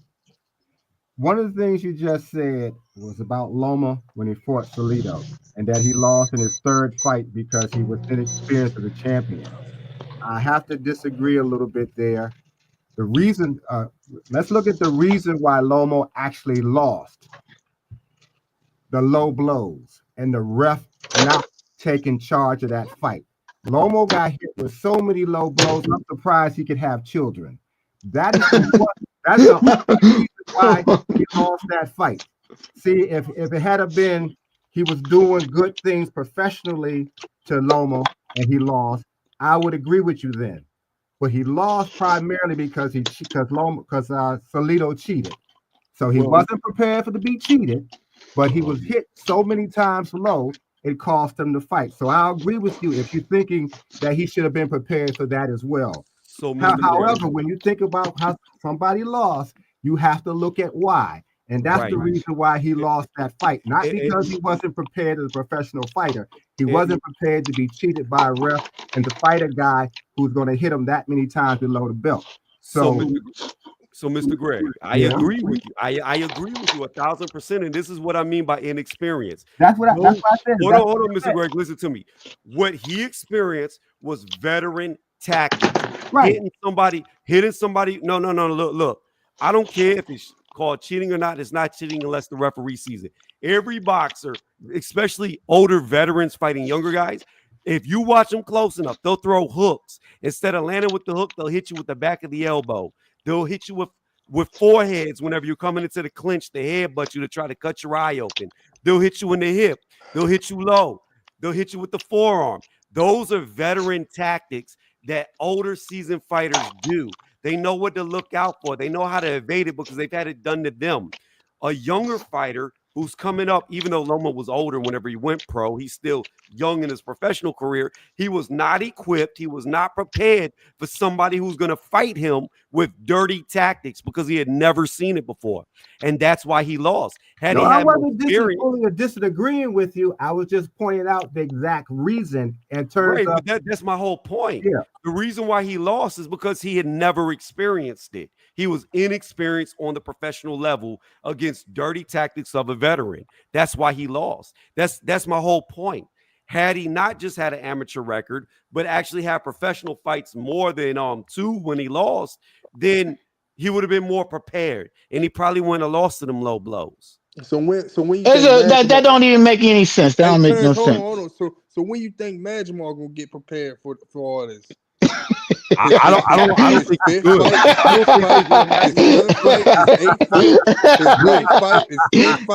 That's Rich. That's where I was going with it, Rich. That's where I was going with it, Rich. Rich, it don't make no sense. Y'all have to claim Israel Masvidal's good by his amateur record, but his professional record shows you he's not good. By losing to Bud, that means you're not good. Are you crazy? He got dog walked by Virgil Ortiz. He did not. He was actually beating Virgil in the early rounds. Undefeated. Ortiz is undefeated and Bud's undefeated. How many belts is Virgil Ortiz? Hold on, y'all. We got a new person on the panel. Shout out Paid in Full on the panel. Paid in Full. What's your 2 cents? What you got for the show? What's going on? I agree. I'm just up here just to kick it with y'all, but I heard a lot of what Tony said. I kind of agree with some of his takes. Come on, Paige. Now you want to agree with Tony. Come on, agree with Tony shit. I never think I'd say that. You never agree with Tony. You want to agree with him now. Hey, Tony called him in, texted him in, and said, jump on the chat. Hey, co-sign that shit. All right, go ahead, Paige. I don't got nothing else, bro. All right. One more thing, Tony. You talked about Canelo and Bud. Now, I agree. I've always said I'm concerned about whether Bud could take Canelo's power. But Canelo comes into that fight with some deficits as well. He has a history throughout his career of being outboxed by smaller guys. He has never fought anyone who is as a great boxer. I think Bivol is a great boxer as well. And he also outboxed Canelo. Yes, he was bigger than Canelo. But one of Canelo's weaknesses is that you can outbox him. And I don't think for a second that is not one of the things that's going to happen in that fight. You believe, however, that Bud is not going to do anything but run and get hurt. I do not. Because Canelo does not have that history. Even the guys he's knocked out, being outboxed by them before he got the kill shot in. He won't get the kill shot in like that with Bud. So you have to take that into consideration. Canelo still, whether you like it or not, anybody, not just you, Canelo has lost twice and arguably has 2 split decisions, or I'm sorry, 2 draws as opposed of 1. The one with Triple G, and he should have had a draw with Laura. Bud doesn't have that history. Doesn't have that history. So those things are all going to come into play when he fights a fighter who can box as well as Bud can. You believe that Bud is not going to be able to do anything with Canelo, from what you're saying, and I'm saying that's not even remotely true. Canelo will have to get that kill shot in, and he'll have to do it more than once. Mr. Greg, my question to you is, off of what you said Canelo has been outboxed several times by smaller fighters. Correct. Who are these smaller fighters that outboxed? He just told you. No, he just told you. Triple G, hold on. Triple G was bigger than him. Laura was bigger than him. Yes, he was. Laura was bigger than him. Triple G was bigger than him. No. Laura was not bigger than him. Triple G did. Hold on. Canelo started boxing at 140 pounds. Okay. Laura is naturally bigger than him. Whenever they were both at 154, Laura was the bigger man. No, it wasn't. Now, we can disagree on that. Let's just disagree that these guys. Who's taller between the two? I think he was bigger than Triple G. Mr. Greg. I'm here to tell you. I think he was bigger than Laura. I also think he was bigger than oh good Lord, I can't think of the name that he knocked him out with the kill shot from the UK. I know. Khan. Yeah, Khan was beating the shit out of. Khan was beating the shit out of Canelo. Austin, so he got knocked out. Boxing him, even though Austin got dropped. Canelo has a history of being outboxed. That's just his greatest weakness, because his feet are still not that good, even now. Mr. Greg. So that's where his weakness is that he's not that good of a boxer. He's strong. He has some he's gotten better since he got beat by Mayweather, but his weakness is still he gets out. Plant was outboxing him. All of the fighters who have boxing skills, Canelo has trouble with. Okay, so get ready to fight somebody who can box better than anyone he's ever boxed before, except for Mayweather. So here we are. Hence why he always avoided slick fighters. All right, NHA. Here we go. So, and he said Laura is bigger than Canelo. We could agree to disagree, but Laura is taller and he has a longer reach. All right. So we could agree to disagree, even though Laura was the bigger man when they fought at the time. You could say that fight was a draw, controversial. You could say Laura won, or you could say Canelo won, depending on what you like. It could have went either way. All right. So he did have trouble. In my opinion, Laura is a better purist boxer than anybody Terrence Crawford has ever been in the ring with. But we'll overlook that guy. Triple G was most definitely bigger than Canelo. He's tall. He fought at 160 while Canelo was still a 155-pound fighter. We're not going to count the Chavez fight. That was kind of like 155. He had never campaigned up there other than fighting Chavez, who's not even a dedicated fighter. So it was just kind of a gimme fight. So he had to move up in weight to fight Triple G. Then you brought up Amir Khan and Caleb Plant.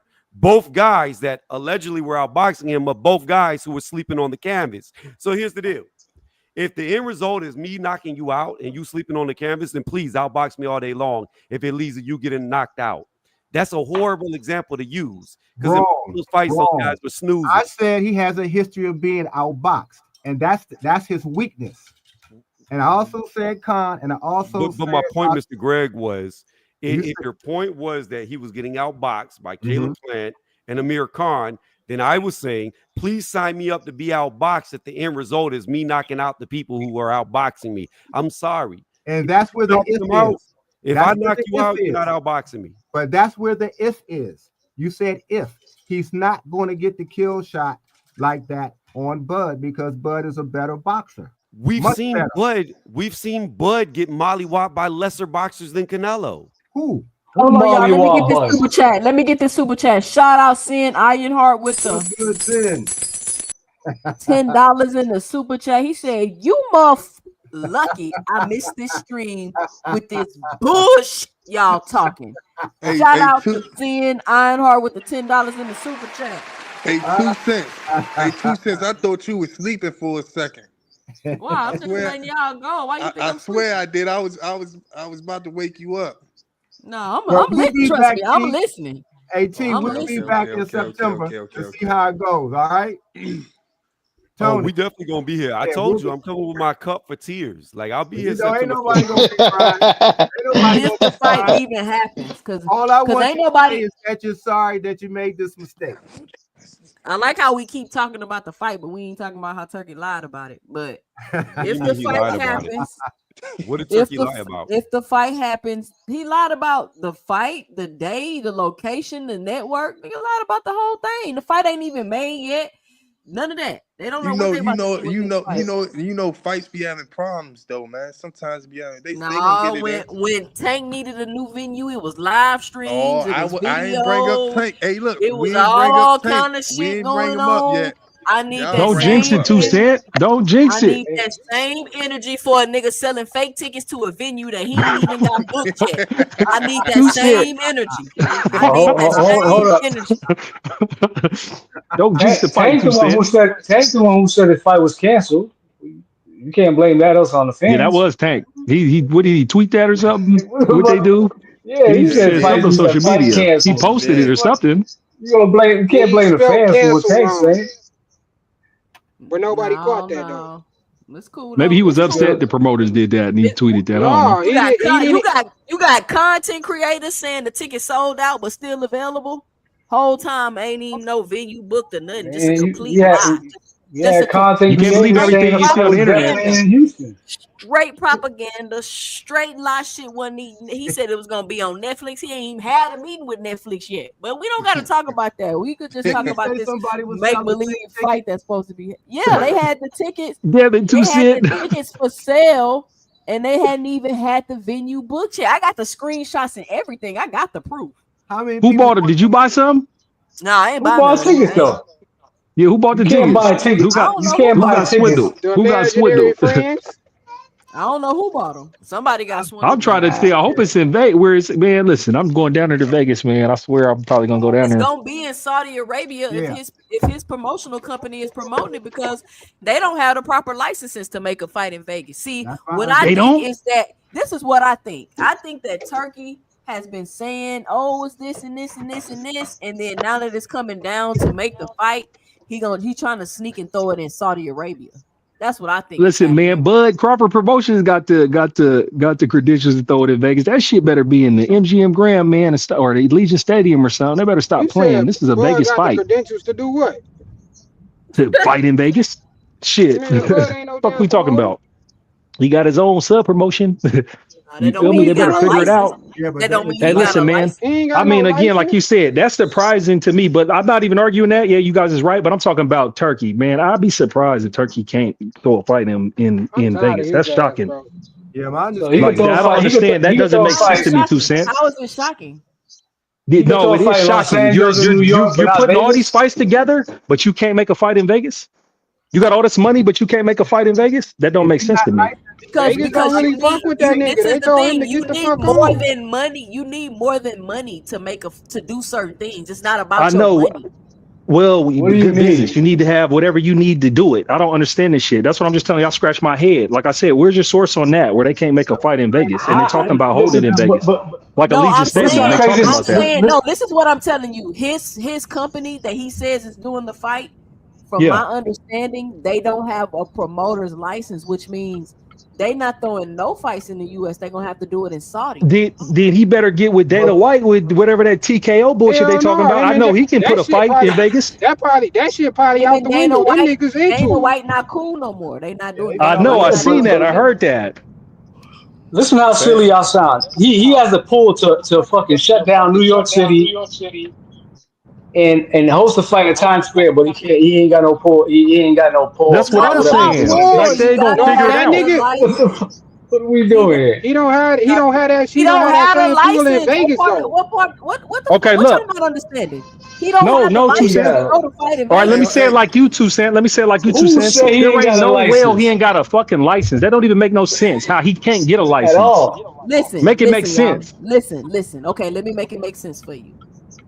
So he never put on a fight in Vegas? Listen, he's been throwing these fights through other promotional companies. Through Then he gonna throw it through a promotional company here right now to get into Vegas. Now he's using. He never put no fight in Vegas, bro. Listen, now he's using his own promotional company, I guess, which is called Sela or something like that. From my understanding, if I'm wrong, somebody correct me. No, you right. You're right. So his own personal thing he started. Somebody got to mute. I got an echo. If I got a lot of background noise. His own personal thing is now putting on the fight because at first he was going to do it with Dana White and the TKO thing. That fell through. So now he's like Sela or whatever the name of his promotional company is going to put on the fight. My understanding is he's trying to get the fight in Vegas or at these different places, but he doesn't have the proper licensing to do the fight. So it's seeming like the only option he's having is to do the fight in Saudi. Right. Now, can he get the licenses and stuff? Maybe he can.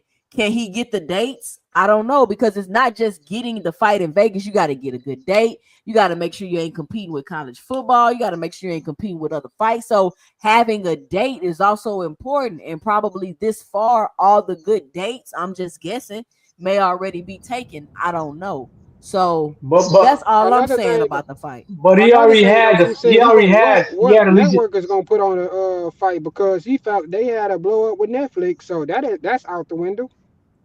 I don't give a fuck. That shit could be on goddamn Tubi for all I care. As long as I You watch know the how fight. much money this fight's gonna generate. Wherever they put They're it gonna at. find a way to give him a license. They're gonna They find a had way to give him a allegiance. license. So how do they have allegiance statement at first? Trust They me. had They allegiance never statement put, at first. they have never put no fight on in Vegas at all. You have to Trust jump me. through a whole lot of hoops. But They they already never had a Allegiant date. Stadium. They never had They Allegiant had Stadium. It was they all had to live. move from it. They had to They move from never it had because it. They never They had never it. had it. they said they All had to right. I move don't from care it where they because fight, bro. there was a college football game on that day. How they had to move? How they had it if it was a college football game on that day? NHA. They Maybe never it was had it. There you go. Yeah, they never had it, bro. If there's a college game, there's no It's like fight, bro. Tank thought he had it in Houston, That's what but the he didn't. stadium's made for, football. No, that's They was different first. though, because I don't never actually have a Oh, it's promotional always different with license, so Tank. that's different. No, because it don't make sense. If they already had the damn football If they- game scheduled, how they already had it? Exactly. If they had it, they didn't know the game was scheduled. That's why Shout his out ass to didn't have it. hold on. Shout out to Big Technical Dog Willie difficulties. with the with the $2 in the super chat. Pacquiao versus Tank Spring 2026 Las Vegas MGM Fact. Shout out Big Dog Willie. I wouldn't be surprised either.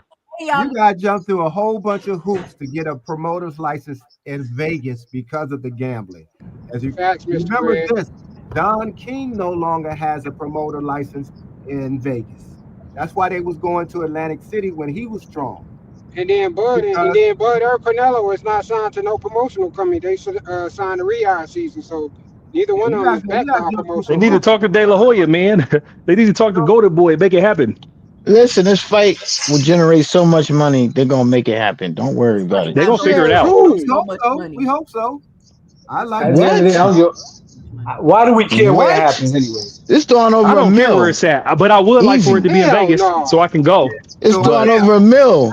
Hold on, no, man. You want to make a bet, I'm about to Terrence? put you in timeout, Terrence. Shout out to Juke with the $5 in the super chat. She says Turkey promoted a fight on a network deal and venue when he never had it locked down.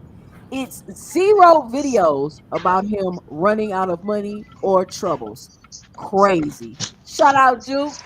Yeah, you got a Saudi talking real fast. Saudi talking, Turkey talking real fast right now. Hey, man, I feel like I'm the only person addressing this. Like, nobody is talking about how Turkey just flat out lied about this fight. Like, it's cool. Well, it's the first time he lied. Who said? Did he tweet it? Did he post it? Did they announce Ain't it the like first that? time he lied? Shit. Shit, but I'm saying you got niggas really calling like this. You could tell the difference when they really want a nigga to fail, bro. Like you really had niggas calling venues checking to see if they had a fucking opening for a Tank Davis fight, but you don't hear shit about this shit with Turkey. Okay, can Just I like y'all explain the doing right difference? now, right? Paid. I can explain the difference, Hold Paid. on. Blaze P for P had a question. What was your question, Blaze?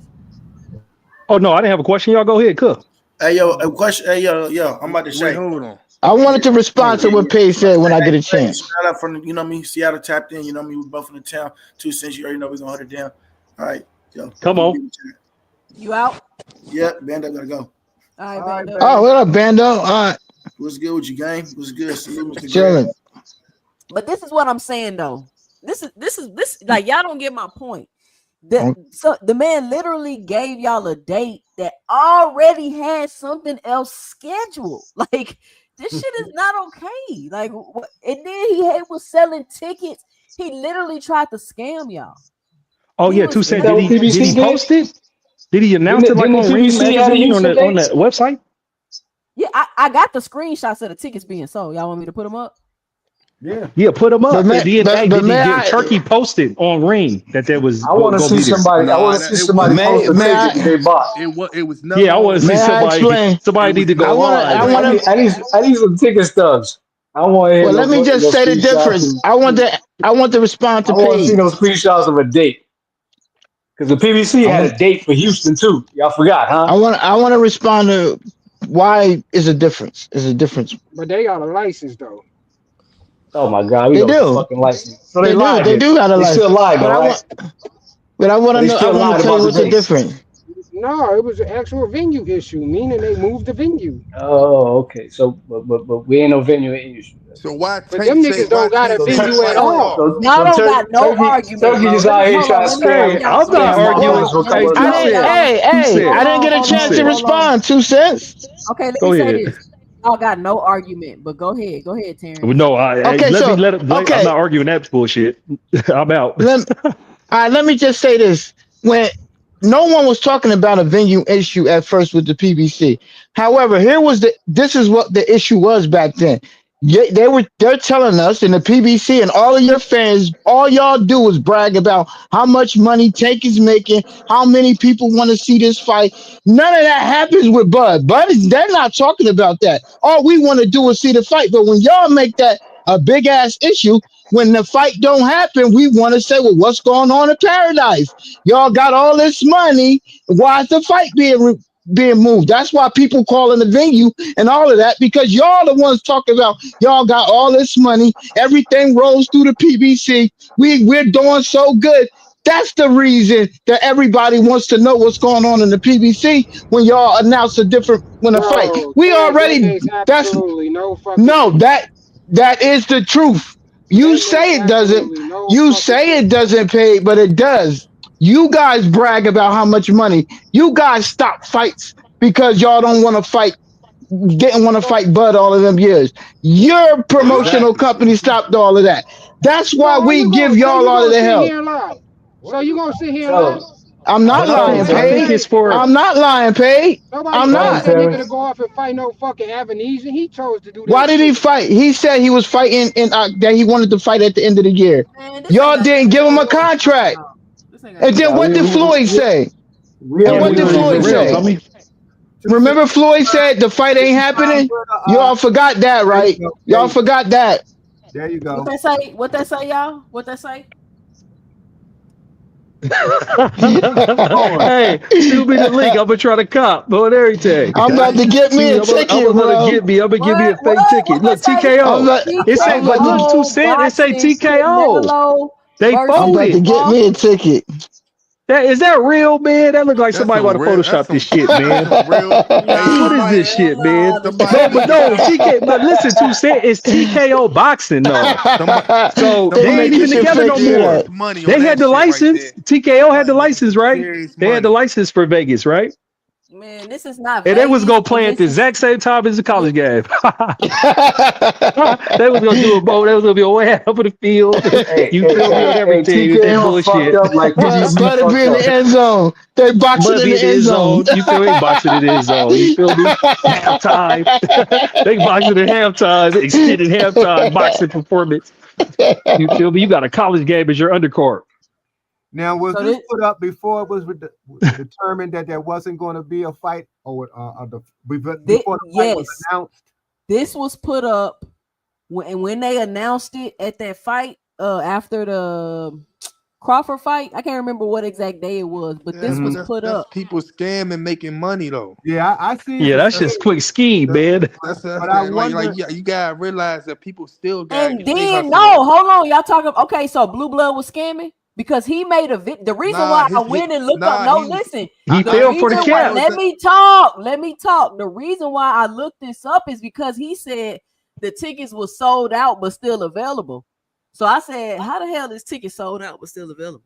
So I pulled it up, and then this is what came up. So did somebody put a grand scheme together to scam boxing fans? Can I say something? Can I say something? Yeah, man. Somebody Can I hit. say something? I seen the shit that you was talking about with Blue Blood when he was all talking about that people done bought the tickets and then they gonna end up selling it for double. I seen all that stuff when he was saying that shit, right? So then I looked it up. Then I realized that shit was a fake, like a bunch of fake shit going on. Those wasn't real sites. You know what I'm saying? So I wonder if this didn't contribute. Hey, Rich, is you and two Rich brothers or some shit? Man, that shit say TKO boxing, man. Check this out. On a Friday too. I don't know. I don't listen. I'm not listen. I'm gonna say Throw the this, fight on right? Friday. I ain't gonna necessarily say Blasphemy. this or whatever the case may be, but let me tell y'all something that's not cool. This shit was put up. Somebody made a video about it, which directed people to it. Rich, luckily you seen that it was fake, but either the person that made that video did some shit, some scamming shit, or Turki and his team did some scamming shit.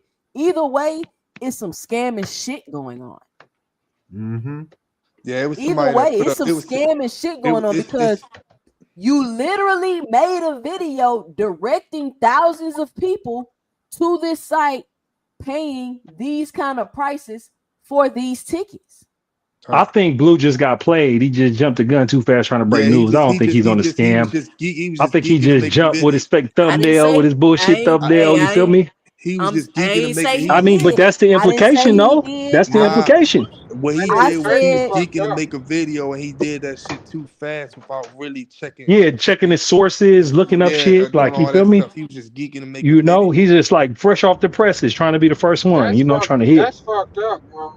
So either way though, somebody's scamming. I'm not saying it's I know, but it does matter who did it. It might not have been Turki. It might not have been him. It might be one of these computer geeks that's just like, we about to hit real quick. See this what y'all keep comparing. I just want to say this real fast. Y'all keep coming at Turki like he's just some type of slimy, like slumlord or something like that. That man ain't got time doing stupid ass, bro. Man, you must not know your motherfucking history on this nigga, bro. You really need to go do your history, bro. It's not about that. I'm talking about like that nigga's a fucked up individual. Y'all making it seem like that he ain't got no, like he doing small shit like that. No, that nigga that's petty compared to the money that he makes. How like that is petty. That's way petty than him fixing that Sharice fight. That's petty. That's way petty. For a nigga to buy. So was it petty? Was it petty for him to use the Ring magazine for propaganda to lie about Canelo about to fight and then do all of that for 3 days? You lying and putting out propaganda, and then you come out and say you was lying and putting that out is kind of petty too. and admit to it in front of our faces like we some idiots. Stop playing with me, Rich. Come on. You can't complain. You can't compare that to like small time scamming though. What I'm saying, yeah, exactly. It's small time scamming. You gotta get off your knees for that man, bro. Hey, look, when he paid them guys, no, we get the Guinea. Wait, hold on. When he paid them niggas off for them fights, and then what he did on that Madison Square, not Madison Square, inside on Times Square and all that stuff, man, he knew he was taking a loss. So you think he'll be on some petty shit like this?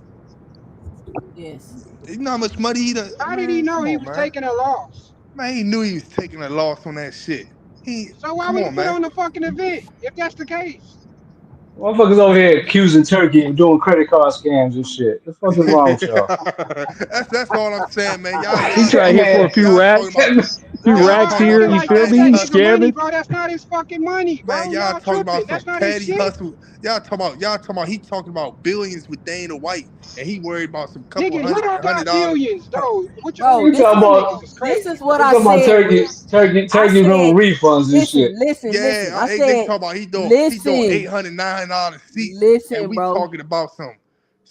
Listen, bro. Either Somebody from Turkey team did that shit, or I don't know, maybe some random nigga did that shit. I don't know how it works on selling That's tickets. two big alternatives. Hey, To listen, say a turkey or a random if y'all, nigga is two different alternatives. Yeah, if y'all saying I'm just saying it's a Turkey big gap. is who he is, you think somebody gonna actually try to, you know what I'm saying, from his team actually gonna try to do some shit like that and end up on a fucking state? Come on now. What are you talking about? I wonder I how mean, much y'all say Turkey's a dangerous ass man, which I believe he is. You think somebody actually gonna cross him on his team How and is do that some crossing funky shit him? like that? How is that crossing That's him? what you mean. How you over there scamming Nigga, for we in the pennies and United shit? States. We ain't in Saudi Arabia. Nigga make Motherfuckers it. cross Hey, niggas them all niggas, types of times, bro. That don't them mean niggas, shit. I don't give a fuck if you in the United States. If you on this Turkey's team, you ain't crossing him. If y'all say he's as dangerous as he is, you ain't crossing him. I don't give a fuck But if you in that's not goddamn. crossing Nigga, him. he So only I don't know what dangerous you're in his talking about. city. What the? In It his, is cross. his If you try to That's scam not for, crossing him.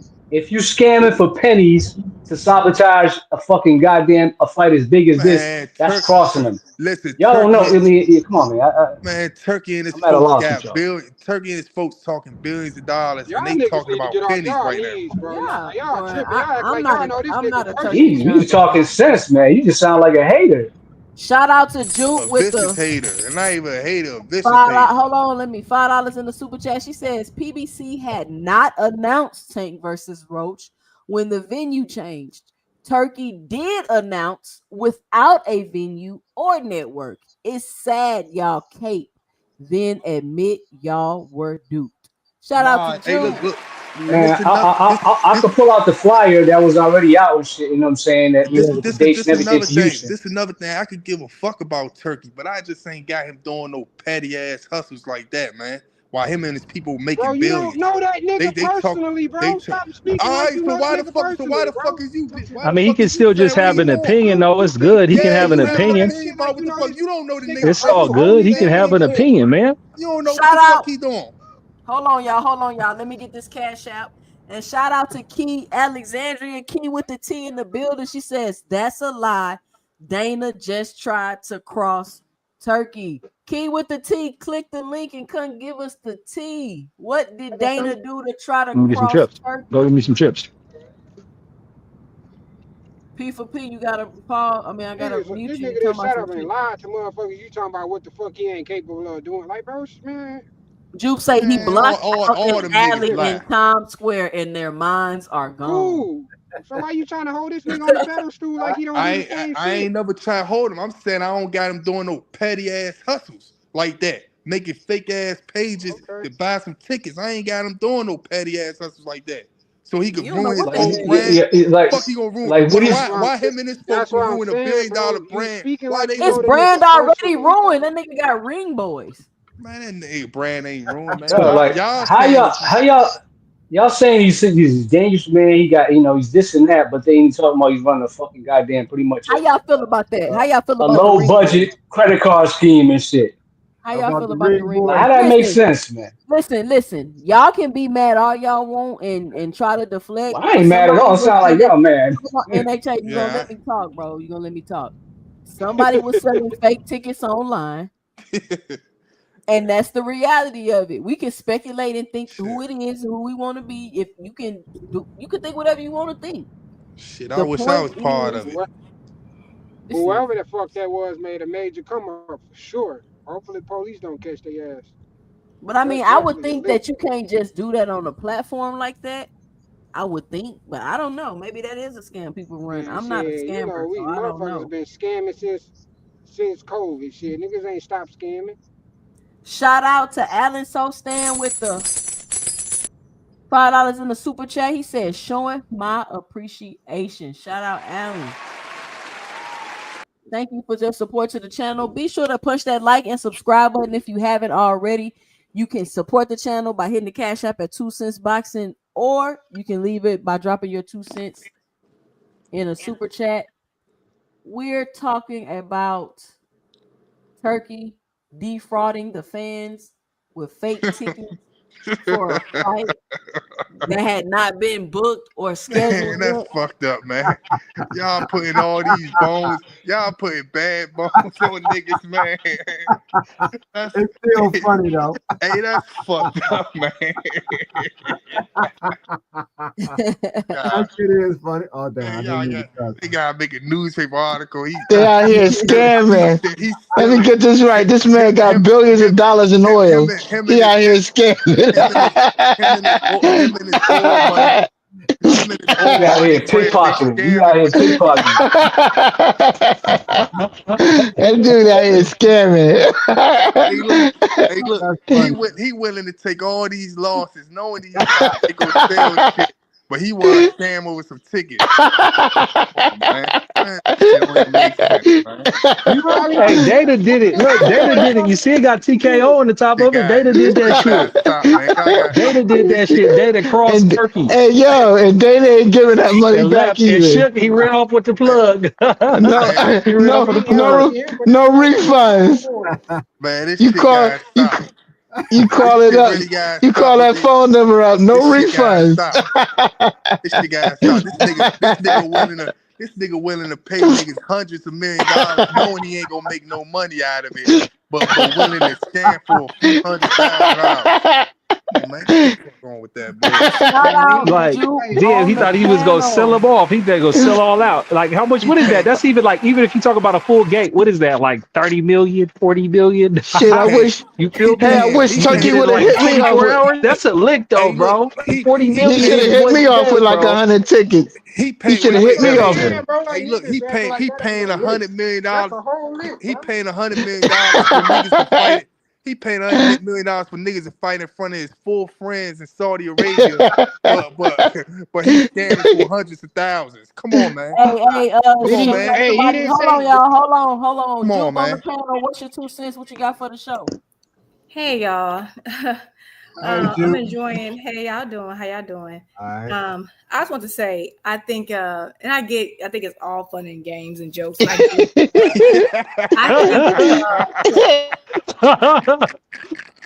Okay, at some point we like the laughter don't even sound genuine, but okay. So this is what I think. I think it's funny because like they're saying, oh, Turkey has all these billions and millions to spend and that. Turkey does not. Turkey is a civil servant. He's a civil servant who works for the Saudi. She know him too. Hold on, y'all. Let's get the 2 cents off. Y'all stop.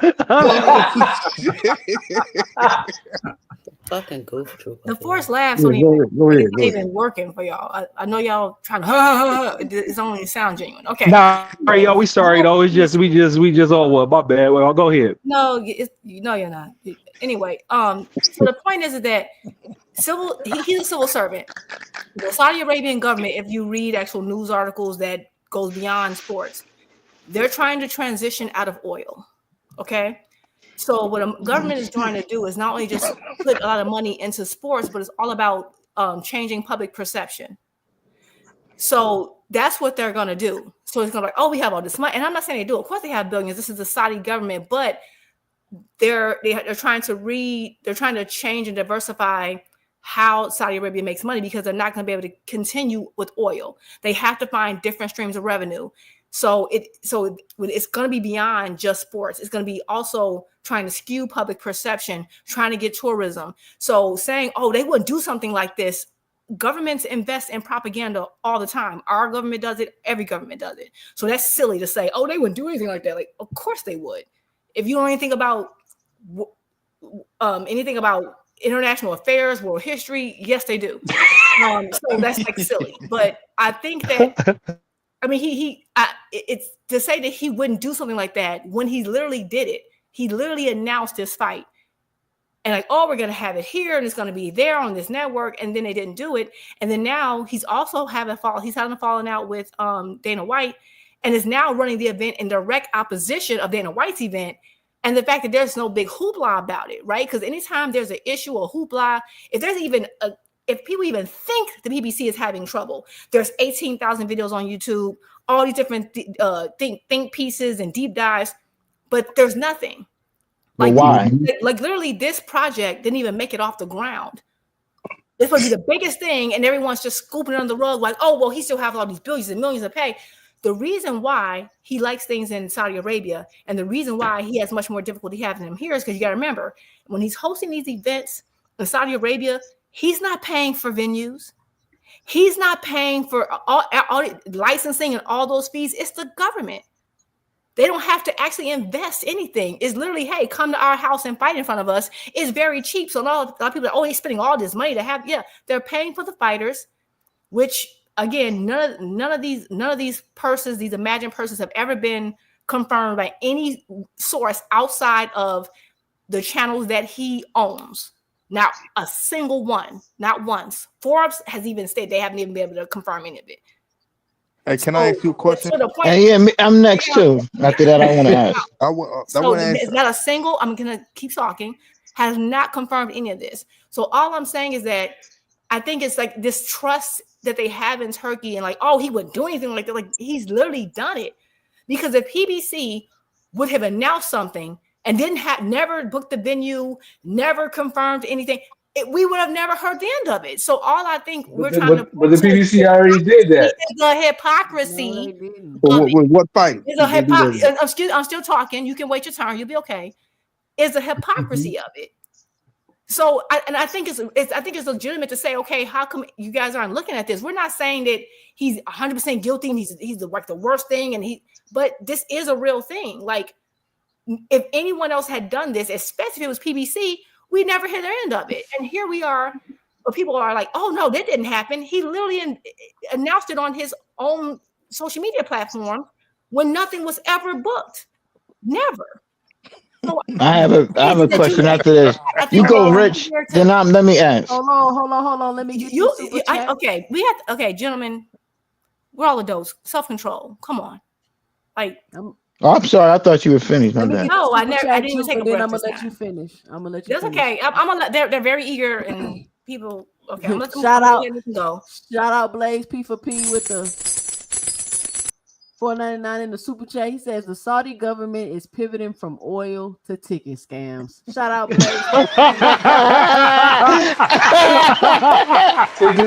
Ticket scams is a new play. That's a new play. Ticket scams. Yeah, that's a good one. All right, go ahead, Juke. Finish up.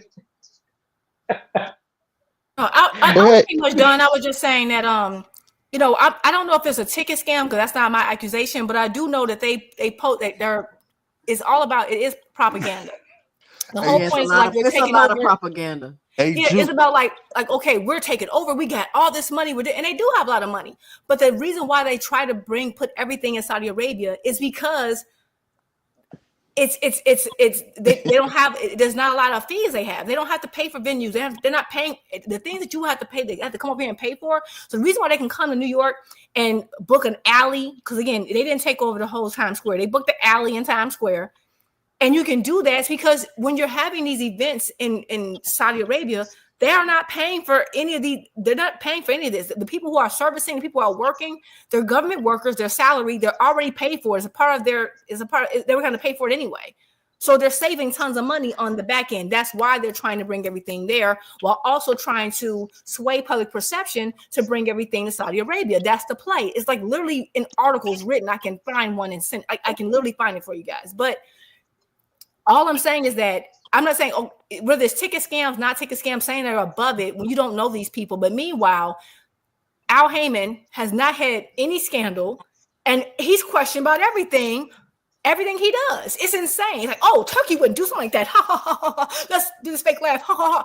But the minute Al Heyman even breathes weird, or they change a venue of an event that they don't do or don't even announce, then we have investigations. We have all this, all this back and forth and pieces. I just think it's crazy, and it just shows how people are just inconsistent.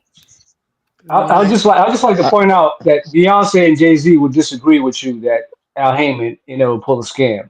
But I digress. And one more thing too. That motherfucking alley in Times Square is a fucking very expensive alley in Times Square. Can I ask Juke this one question though? Do you think the Terence Crawford and Canelo fight gonna happen? I don't know. Do I think it's gonna happen? We hope it happen. I think it's gonna happen. I think it's gonna happen. For Terrence Crawford, because I know I like Terrence Crawford. I know he really wants the fight to happen. So for him, because I know he really wants. I hope it does. I'm not particularly interested in the fight because I kind of lean towards like everyone. I like to see people fight within a division. That's just my opinion, and I just don't like the fight for him. But hopefully it does. But it just seems like it's chaotic. Some of the feedback we're getting from Canelo is giving me the idea that like he's having to put his foot down about things with Turkey, and then the idea of Dana falling out, then they're now putting it on the same day as Dana's event. It just seems really messy, right? And I just think if that was anyone else, it would be getting like it would be the talk of the town. They would never let it go. But now because it's Turkey, it's like, oh, he has $1 billion from Saudi oil money, and they're the richest. They can spend all this money. Yes, he can spend all the money because majority of the events he has to spend nothing because it's in their backyard, and he works for the government. It's government funded. Okay, but hold on. Let me read this. Let me read this from Key with the T. She says, "Funny how Golden Boy is about to have a 5 versus 5 with the PBC." As well this year. Hey, wait. Come on. Hey, can I? That's a rumor. That's a rumor. Wait, hold on. Boxing is alive and well. Alan Bell with Oscar De La Hoya of all people. I don't think that's gonna happen. We'll see. I don't see that happening. I know. There's a lot of bad blood between them two. If it don't happen, we gonna say they lying. I can see PBC and top. I don't know about PBC and Golden. I trust Turkey more than I trust Oscar. I'll tell you that much. Yeah, Oscar, he's in bed with Turkey. That's some silly shit to say. It's gonna be interesting about the venue with Crawford and Canelo. Like you say, they got a event with the UFC in Las Vegas on the 13th. I don't know why they moved the date from the 12th to the 13th. They had the 12th. They had that day to themselves. They could have probably put it in Vegas. Now that they moved it to the 13th, I can't see them putting that fight in Vegas, despite the fact that Canelo did say the fight was going to be in Vegas. I don't see it being in Vegas. And it's been, about a week, 2 weeks since, it got changed from the 12th to the 13th. Now they was going to come out with a venue. So hopefully they're working on getting a venue. But it's kind of troubling that there's a week gone by and they still haven't announced a venue for the fight. My thing. Like this happens in boxing. I just wanted to respond to you real quick. Hey, hold on, Terrence. I think the fight gonna happen, right? And I'm willing to bet somebody too that the fight gonna happen. If y'all really think that the fight not gonna happen, so I'm willing to bet on that. I'll bet a motherfucker right now the fight's gonna happen in Vegas. I bet I will. I got my word. If y'all, I hope it happened in Vegas. They better find that license. Y'all that confident? Well, who gonna put their money up? They better find that license. Bad. MGM Graham, baby. Come on. If y'all that confident that Turkey lying, I'm willing to bet y'all that he not lying. Nobody said the fight was going to happen. Who said that? Okay. The last article that came out said the fight was going to happen either in New York or Texas. He already lied. What you mean he not lying? He already lied. But the last article said we know he lied, but so I don't think it's going to happen in Vegas. Hey, real quick, can I say something real quick? Just real quick. I don't have an opinion on Turkey. Honestly, when it comes to talk about this, I don't care. That's why I get real goofy with these guys over here in there. Because my thing is like, hey, I don't care where the fight happens, who puts it on or whatever. I'm just hoping the fight happens. That's why I keep telling 2 Cent not to jinx it. Like, we get caught up in what Turkey said and what they do. All these promoters be lying. They all be lying. They all be capping. They all be putting 10 on the 2. This shit that Turkey be doing is some big whoppers, though. You feel me? And it's like, we don't really care, though. Wherever the fight's happening, we want the fight to happen. So my thing is, I don't even keep up with it like that. I come on these stations and find out that what these people are saying. I don't keep up with who's saying what outside of the ring. I'm just like, oh, is it happening? Oh, okay. Oh, they got a date. Oh, it changed. All right, whatever. Oh, it's happening now. Then it's like, cool. Because I'm telling you, I'm hoping that it's in Vegas. But like what 2 Cent said, if they ain't got a license, oh, man, it's too bad. It might be in Saudi. But if it's in Vegas, hey, man, I stay right up here in the Northwest. I'm trying to go down there. So, that's the only thing. I'm just hoping, bro, as a fan. I don't care who Turkey is. We know, like, when we go into this geopolitics and shit, we know that when he go to Saudi, he got carte blanche. They can do whatever they want. They have they turn the whole city into an event for that boxing when they go down there, compared to when he come up here and then trying to figure shit out. And then he's talking about doing shit all over the world. But, I wanted to see a stadium fight inside, I wanted to see a stadium. This could be dope. I think they could fill a stadium for this fight. But if they can't do it, I ain't tripping where they do it. If they do it in Saudi, they do it in Saudi. So that's my point. Yeah, they're not gonna do it in Vegas. That's There's the no thing. venue. There's no Canelo venue already available in Vegas. Well Canelo said. don't. There's no First of all, venues available. Canelo I didn't get don't to want to respond to fight Juke Charlo. yet. Go I ahead, wanted to Terrence. respond to Juke. Okay, Oh, so hold on, Juke. hold on. Let me get this real quick. Shout out to Big Dog Willie with the $5 worth of cap. He says Turkey is threatening the American people way of life, and it's up to Tank to stop Turkey. Episode Damn. 1: Tank and Jake Paul join forces to defeat Hair Grease. Shout out to Big Dog Willie. He has a good old time. Big Dog Willie on to something over there. Yeah, he had a good old time. What's wrong with him? Go ahead. And You're on when to Juke something. first started, Juke said in her what do you call that? When she, in her conversation when she was talking, she said that Soliloquy. okay, whatever. I can't say it. But anyway, Soliloquy. I'm not even trying to say it no more. But anyway, when she was speaking, she said something to the point that we have to take it serious. What's going on? And she didn't really explain why we have to take it serious for what. She admitted that the government was behind Turkey. Okay, we can agree with that. He's behind it. So if the government is behind it, that's why we're saying, what is your point? You're saying, what would be the point of them making fake tickets? Are you saying, and I'm asking a serious question, are you saying that you really believe that the Saudi government is trying to benefit from them making fake tickets? Now take that in contrast with the PBC. We don't ever hear from Al Heyman. Like, this man doesn't talk. We don't know nothing. We don't know nothing about this company. But all we hear is about how much money they're making, how much, how great they're doing. But they rarely throw fights. So yes, when they change a venue, we're going to question what's going on in Paradise over there. They making all this money, even though none of the fighters are hardly fighting. We don't see any of these fighters that aren't stars fighting. There's a lot of questions to the PBC, their finances, because they keep telling us how much money they're making. I don't see is Turkey talking about how much money he got.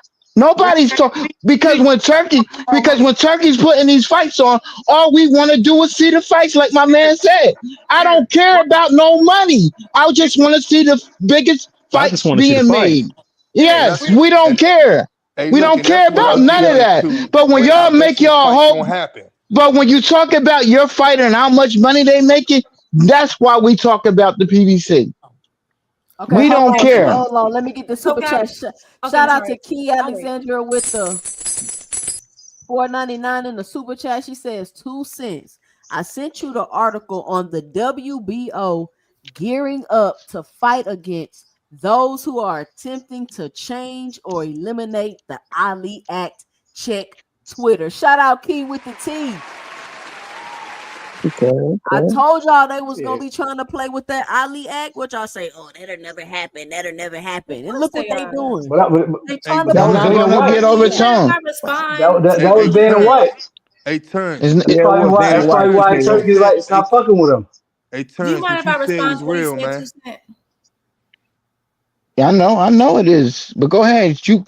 Ain't real. Okay, I was just gonna say I didn't say we got to take this seriously. I was just saying like that the laughter on the video, that they got laughing. Oh, the scam! It just sounded kind of like, I don't know. Yeah, but you came in a little late, because we've been building. It's been building up for it. That's why we so funny. It's so funny about it. I know, I know, but I know I didn't come. I was back listening the whole time. I'm just saying the laughter was like you can tell when laughter is genuine. It's not. Yeah. Anyway, I'm just correcting what you're saying. I'm just responding to what he said to me. Also, you said Turkey's not talking about the money. Yes, he does. Yes, he has. He literally talked to Tank and said, "Oh, you're mad because so and so is going to make more money than you." He literally talked about the money. And so I think it's funny that you're saying, "Oh, we're looking at PBC because Al doesn't talk. We don't know anything about this company, blah, blah, blah." But then you also said that they're talking about all this money they're making. Al hasn't said it. No one from PBC. I'm talking about your fans. No one has said, and okay, and the fans of Turkey have actually, all the fans, the fans of Turkey, all they talk about is money. All they talk about is money. And all the fighters, the entire play. I didn't interrupt you. The entire play about Turkey was that, oh, Tank needs to kiss the ring because Turkey's giving the biggest bag. So to say that they're not talking about money, when not only are the fans talking about money, Turkey himself is talking about money. We don't know how Al's voice sounds. The majority of people who work for the company, we don't hear anything. And only person who will speak on occasion is Espinoza, and he definitely doesn't talk about money. So yes, the fans will talk about the money because we are seeing the profit. The profit. We're seeing the proof of the income. What proof, Juke? Juke, what proof? Juke, what proof? The books? Juke, what proof? What proof, Juke? Don't stay there. But stay there, Juke. What proof? Hold on. I never interrupted you. Why can't? Okay, we're adults. We should not need someone to moderate. You should be able to let me finish. I let you cook and then say a word. We're seeing the profits roll in. We can see that coming in. We're seeing the number. When the numbers do come out, they're giving us global numbers. And that's another thing. If Tank has a fight or anybody in PBC has a fight, everyone requests the pay-per-view numbers immediately. Meanwhile, Canelo, Devin, Ryan did a bundle. We don't know anything about the numbers. No one's asking. It's swept under the rug. Fine. We're told about these astronomical purses, which is never confirmed, again, outside of Turkey Circle. So that's the difference. So it's not so to say that, oh, that's why we're questioning it. Meanwhile, no one's complaining. Shakur complained about the purse. Teo complained about his money. No PBC fighter has ever, even the ones who left, not even Bud Crawford, who don't like Al Heyman, complained about his purses. So I'm just going by evidence and facts. This is an opinion at this point. So I just want to complain a few points, and now you can speak because I know you're very anxious. Let me say something real quick, right? Let me say something after you, Rich. Rich, let me respond after you, Rich. Listen, Rich, go, Terrence, go, and then we got Key with the T on the panel. Key is up. Okay. No, T. What up, Key? Go ahead, Rich. I just want to say this, right? We ain't hear Shakur complain about the money. Shakur said that they offered him something less than what he said for the fight. You know what I'm saying? That's all he said. He didn't say that.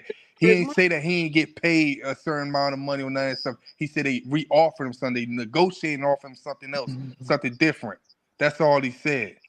Other than that, man, y'all keep going, man. But come on, man. We really don't care about the money, man. As long as these fights being made, that's what we happy for.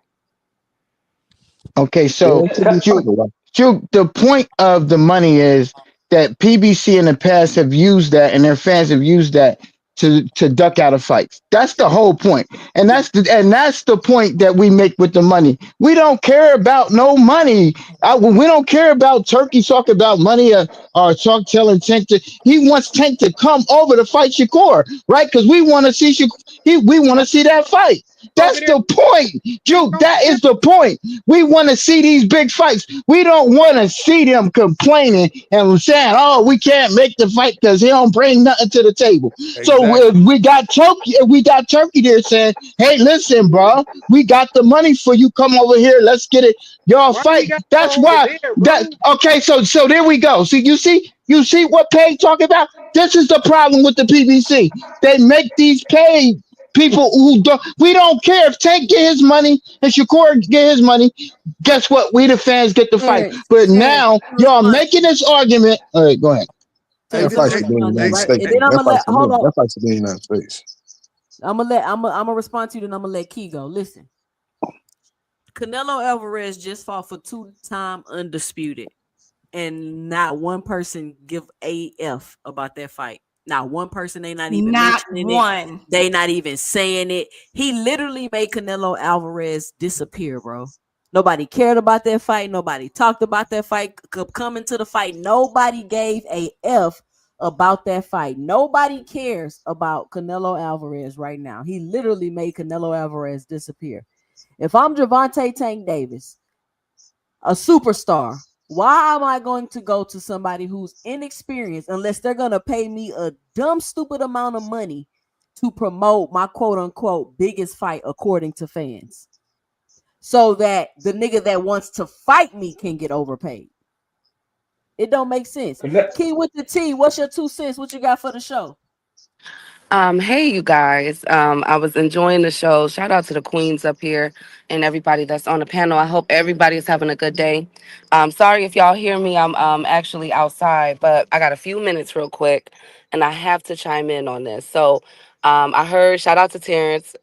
Terrence always he gonna bring the heat, I tell you, but it's a little bit inaccurate because he said that that's the problem with the PBC. Nobody really cares about the money and da da da. We just want to see the fights and everything else, and Turkey is bringing that. That's incorrect. When Turkey first started out in boxing, the first couple of people that he reached out to was Deontay Wilder and Tank Davis. He wanted them to come over there. Tank said no. Deontay Wilder said yes, and we've seen what has happened to Deontay Wilder on both Riyadh season cards, and he paid Deontay astronomically. That is a fact. Then the reason why he wanted Tank was because he wanted that Devin fight, but it was going to be on Tank terms, kind of like how he's treating Canelo Alvarez right now. Once Tank turned that down and said, "No, I'm staying with the PBC. I fight for the PBC." And Deontay Wilder was still being advised by the PBC, but he did go over there to Riyadh. That's when he went after Devin Haney. So that's inaccurate. It does matter about that because he's trying to build up, as Jupe so eloquently stated, they are trying to build up the arena, the tourism, and everything in Saudi Arabia. Now, for those that saying that, trying to take up for Turkey with these tickets, I can't see how y'all could take up for that. He never, to my knowledge, he never came out and stated that that was incorrect. In fact, he doubled down and said and switched out Dana and put in the other company, Sela, to promote it. Then they also, what nobody is talking about, they also lost the Netflix deal as well. All of this happened within about 48 to 72 hours of each other. It was a boom, boom, boom effect. Dana White came out, put his foot in his mouth because he was not happy that Turkey had booked that venue. And so Dana White came out and said he did not like the venue. Remember, Dana was trying to have boxing, UFC, and WWE under all one umbrella and have that showcase. So no, we cannot, we got to stop this. And no, I'm always bring the facts about Turkey because I'm always researching this man and the moves he's making because in my opinion, he's trying to pull a Al Heyman. Al was already talking about bringing all the promoters together, working together. The PBC has always been on that, but they sued him and they made it hard for him. But guess what Oscar De La Hoya just said tonight?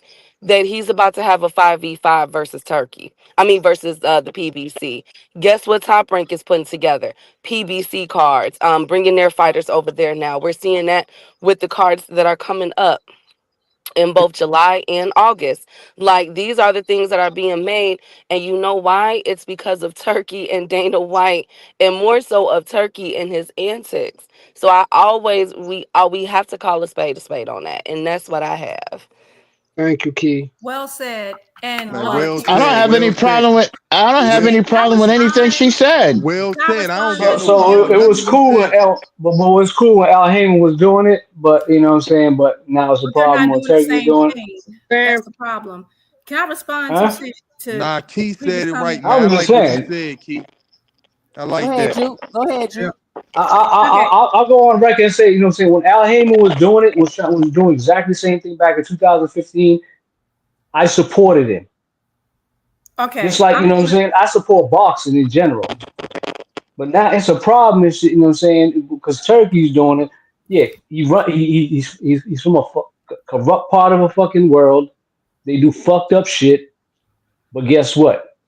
That fucked up country is our ally, and we do some fucked up shit. And I'm all for us doing some fucked up shit as long as we don't stop. Does that mean okay, look, hold on, let Okay. me Now, let me respond. let Hold me on just one second, go one second. ahead. Give me 2 seconds, y'all. Frequent. Because Frequent just said that Tank was scared to go over there to fight Devin. That's not true. That's not true. Tank is a very loyal person. He is very loyal to Al Heyman, who has put him on. So they said no. And to be honest with you, Turkey better be happy that he did not get sued by the PBC and Top Rank because he was interfering and trying to interfere in their contracts. Y'all Torturous gotta interference. thank Same you. shit Al Heyman was He did it doing. with the he Same tried shit to Heyman did with Golden Boy I fighters. thought he was an advisor. Okay, so yeah, but yes, but if you already have fights and you're already with someone, why try to come over there? I mean, I get what he was trying to do. I'm not knocking Turkey's hustle, but at the same time, if mind you, this was all after the live event, the golfing. If you look up what Turkey did, what Saudi Arabia did to golf, and the messed it lawsuits up. that ensued, that they were not the cats meow at the time. But then But see, again, that's the but problem. People are then Them don't they don't golfers research and went say up he's there making. willingly. Okay, They signed up willingly. So this is the thing. They're like, oh well, Al Heyman was doing the same thing. He was not. This is the fundamental difference. For one, again, and I keep saying this, like they're saying, oh well, Turkey's making the fights. The only fight that Turkey made, which I can't even say he made because we couldn't do it without Bob Arum, that I really cared about, because there's not a single fight that he made that people were just really clamoring for. The only one he really made that I think fans wanted to see, in my opinion, from hardcore boxing fans' opinion, was Beterbiev and versus Bivol, and even then, it was on ESPN. It was on Top Rank side. So they're like, oh, he's making all these great fights. Is he though? Because he's putting together some fights. He's putting some names together. The fights tend to be like, everyone's so enamored with the idea of the event until the event happens, and then it always falls short. He's not made any amazing fights. The best year we've had in boxing was 2023, which was PBC led. All the big fights that we've been wanting, which is Crawford versus Spence, Tank versus Ryan, like all these different fights. Benavidez, I didn't want to see that. Plant. All of the fights that fans have been wanting for years, Turkey has not made one. Hey, can I say something real quick? Who wanted to see Tank versus? Wow. Okay, I guess you can. Whoever the fucking puts the promotion. The heavyweight undisputed, which the stylistic matchup, I wasn't all that enamored with it, but whatever.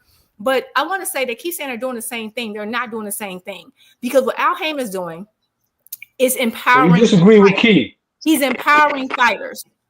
Okay, which is something that the fighters of old didn't have a chance, didn't have that opportunity. He's making a profit. He's giving the fighters an ability to earn and get majority of the profits that they earn. Okay, that's the difference. That's the fundamental difference, and that's why you said it right the first time. Al Heyman is making a profit. That's why. Hold on. Why y'all have no self-control, really? I see why they do all female. What is wrong with y'all? The thing is that that's why the product is so different in the ring. You had this card with all these names, and it was trash. Why? Because they're not. It's basically saying, hey, I'm gonna give you this upfront guarantee, and no matter what happens, you just go there's no incentive. Tank Davis is making all this money because he's earning it. He's putting butts in seats. He's drawing crowds. That's the difference. Majority of the money they're making is stuff that they're bringing in. And so to say, oh, but we just want to see the fights. We just want to see the fights. If you just want to see the fights, well, then play your role as the B side. Boxing has been like this for a long time. If you're the B side, you go to the A side.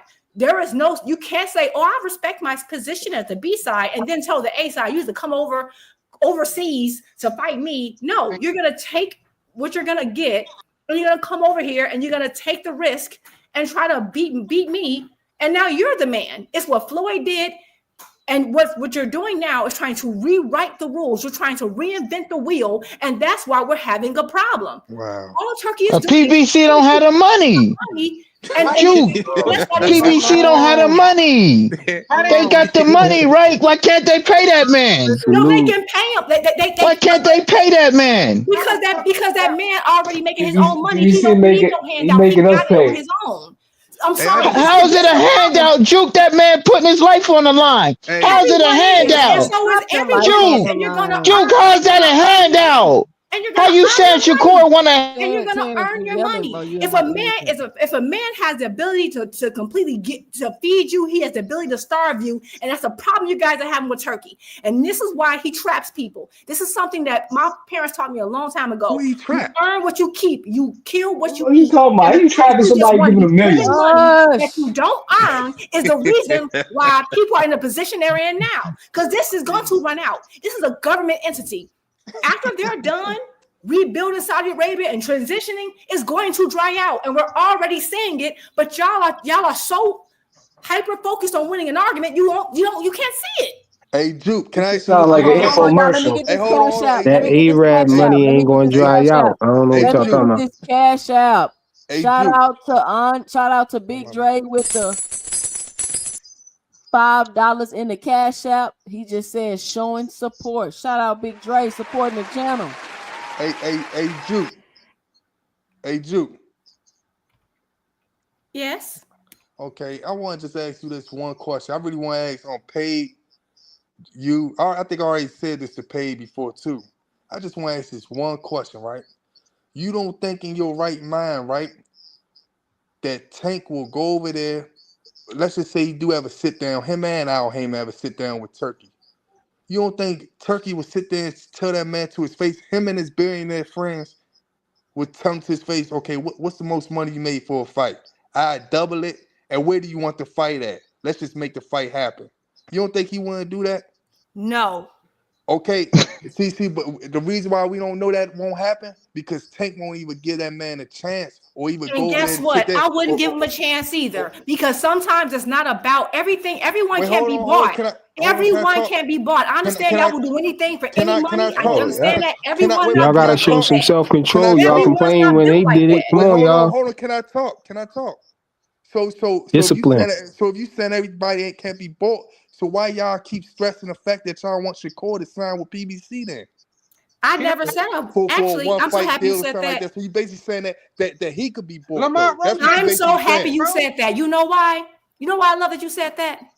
Yeah. Because apparently, and I'm a Yeah. Shakur fan. Like, I love Shakur. Right. The You original, do? according to Steven Spinoza, they wanted him to have a one fight deal. They didn't want him to sign. And so Oh all we boy. heard Nah, just for let her talk. years, no, because you dug your own grave. Y'all said, oh, he shouldn't have to sign the PBC. Right. PBC said, you know what, you don't.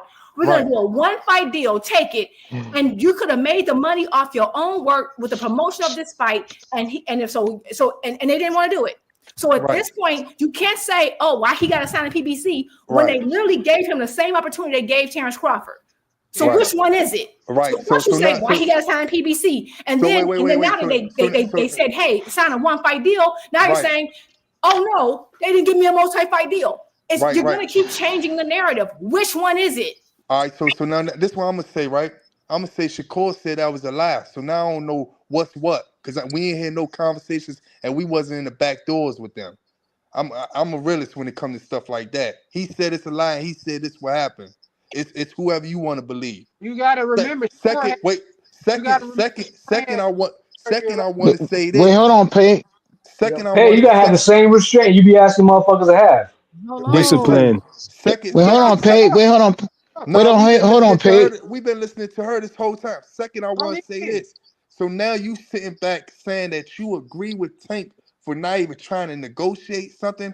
Same way Shakur supposedly negotiate a one fight deal. Shakur is not an A side. They Okay, not the okay. No, same. You know. exactly. Wait, can Because I talk? imagine, okay, so let's just Can get I the talk? scenario real quick. Can I talk? Imagine, Wait, can I Hold on. talk? Y'all gotta let the man finish. I thought you asked the question. Nah, imagine. nah. Can Let I people talk? finish. Can Go I You ahead, don't talk? get the Rich. same rights. You Go keep ahead, Rich. saying that a man not an A side, a man not this. I'm sitting there telling you right now that this guy didn't even try to negotiate with Turkey. He still was gonna be the A side. He I still don't got what the fuck that's do all he I'm need trying to to say. I And y'all don't saying he that don't if he y'all don't want ain't to negotiate with Turkey, he don't have to. I don't understand the okay problem. then. Hold on, but y'all acting like So what is we talking about then? If Shakur don't want to do this or if Shakur don't want to do that, even if that is true, what is we talking about? Because what y'all basically saying is that y'all agree with fighters that say I don't got to do shit. That's what y'all It basically basically saying. say Tank. Hold Tank is a on. man. Shakur is not a man. Time out. Hold on. Yeah, Time out. that's what they basically saying, man. Hold That's on. what they Shout out basically Freak with saying. Flyer on the panel. I'm gonna say this, and then I'm Flyer. gonna let Freak with Flyer get his Salute. 2 cents off. Oh, Freak with here. Oh I shit. don't understand why y'all gotta jump through all these different extremes. If Javante Tank Davis is fine where he's at, he got his platform, he got his network, he got his deals, he got everything he got going on. He doesn't want to sit down with Turki to make a fight with Shakur. He don't have to do that. If Shakur wants to fight, listen. If Shakur wants to fight Tank, come and negotiate with me and let's make the fight. It's that simple, and And that's make what Jackson has make been 75. 200 years. Hold on, y'all. And make 75% less. Hold on. Because So they don't Shakur, wait, have the hold on. advantage. So hold on. So Hold Shakur, on, y'all. So if Shakur got Turki behind him when he do want to go over there to PBC, or Eddie Hearn behind him when he go to PBC, they gonna say, nah, we don't want them involved. So Exactly. so that's cool for them to do. Man, y'all gotta stop that. Hold on, Rich. Let me say this, y'all. Hold on, but y'all acting like. Shakur Stevenson is gonna be a free agent. So what are you talking about? But look, but y'all Why acting can't he get that it's, money? y'all acting like it's because Tank saying he can't be bought or something like that. But that ain't what it is. Tank let us know what it is already. Tank came out himself and said that he didn't feel comfortable that he can win a decision against Devin over there in Saudi. That's why he didn't do it. It ain't had nothing to do with the money or him not being able to be bought. That's what it was. Yeah, that's he was right. He afraid did that he say might that. not get the He worried decision. about them robbing him. Yeah, Y'all he trying to did act like say it's that. something else. That's a fact. Hey, look, Yeah, that is true. And who to say I forgot Shakur, about that. And who to say Shakur not worried about that now after some grease fell in the nigga eye and he took a knee and nobody did a count. We just ain't gonna see the fight Who to then. say Shakur not worried about that shit now? Well, we just not gonna see the fight then. Okay, you know what's so funny? See, that's what. Tank said nothing man. about he doesn't feel Come comfortable on, man. winning a decision. He's saying even if he gets a decision, it's shady. And it's so funny that everything. Nah, he said he don't think he gonna get a decision. He said he don't think he can win a decision, and that was it. You're being disingenuous. That's not what he didn't say. He don't. That's feel exactly what he said. That's exactly what he said. And secondly, it's so funny because everything he said came true for Adames, did it not? And it's come true for other fighters. And the point No, is, it flipped over. It flipped on what he said because then he took a knee after that. Since when has the A side had to leave his fan base and go chase someone who's the B side? You're trying. How is he leaving his fan base by fighting in Saudi? Everybody's still gonna watch the fight the same way. At the end of the day, Who said the fight had to be in Saudi? If I don't care where. At the end of the day, it's gonna be where Tank Davis, the A side, and I would say this: whoever's the A side, I don't care who it is. It's not even about Tank. If you are the A side, this is the fundamentals of boxing that's been around for over 100 years. If you are the A side, they come to you. I do not have to go over to deal with some third-party person that I don't have to deal with because the B side doesn't want to do it. That means the B side don't want it enough in a discussion. And I love Shakur. I think Shakur and Tank is a 50-50 fight.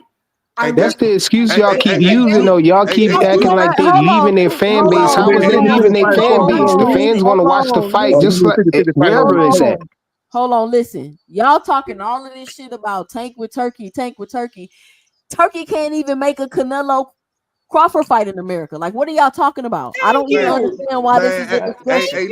This don't even make sense. How you saying that in the fight was going to be in Vegas? How you going to say that in the fight was going to be at Vegas? Getting hotel fees in New York. There's rumors about it's all kind of mess. Man, at the end Man, y'all be hating on Turki just for no reason. I heard y'all complaining about Turki, the Turki versus having Devin versus Ryan not going right into the fight, having them fight somebody else before they fight each other. Nobody said and now hold on, and now Jermall Charlo and now nobody said that. And now Jermall Charlo and Caleb Plant doing the same thing, the same tournament style, and I ain't hear a peep out of none of y'all. Ain't nobody saying nothing, and they doing the same thing, First of all, the copying the same thing Turki did. Because if you paid attention, PBC did a whole 154 tournament like 8 years ago. So let's just stop. So why y'all complain when Turkey did it then? Y'all try to act like it was something stupid that he was doing when Al Heyman did and the PBC did the same thing and showing and proving that they doing it now. Is not when doing the same PBC did thing, the 154 They tournament. is doing the same thing. Everybody know that Jermall Charlo and Caleb Plant is fighting those two fighters. So they have not announced the fight with Kate. They have not announced it. They have not made a promo video. Charlo already said it. And they have not made a promo video. Come on, we not gonna sit here and play like we don't know. You're not gonna cut me off, bro. They have not made a promo video of Canelo, Charlo and Plant about the fight. They have not been acting like, the fight's already signed, it's already sealed and delivered. They fighting after that. They're not doing that, so it's not the same thing. I hate the way. But you know they are.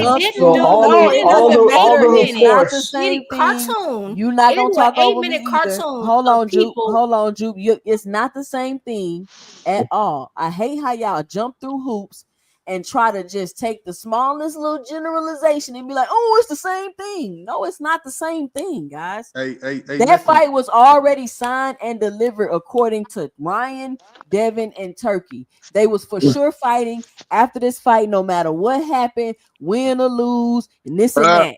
And then one of them lose, and now all of a sudden it's like, oh, we don't want to see the rematch. We don't want to see this, and we don't want to see that. No. Why? Y'all already said it was signed and delivered. If it was contingent on somebody winning, then y'all should have just went straight into the rematch. Right. That is the argument that people have.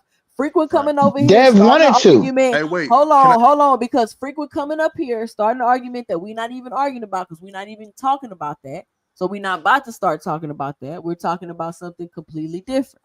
Hey, this all I want to say. So y'all gonna run from it when I bring it up? That's crazy. Hey, Frequent. Hey, hold on. Hey, this all I want to say. I can't believe y'all just sat there and made that shit like you saying that Tank. Y'all basically defending a guy saying that he can't negotiate with Turkey, but he can negotiate with Bob Earn for Lomachenko, but he can't negotiate with Turkey. And knowing that Turkey, I never said he and Jake Paul, don't forget that part. He don't have to. I don't understand what's the problem. Okay, let me talk. Isn't he the A side over him? Y'all just tried to defend. Turkey is an unnecessary middleman. Let me talk.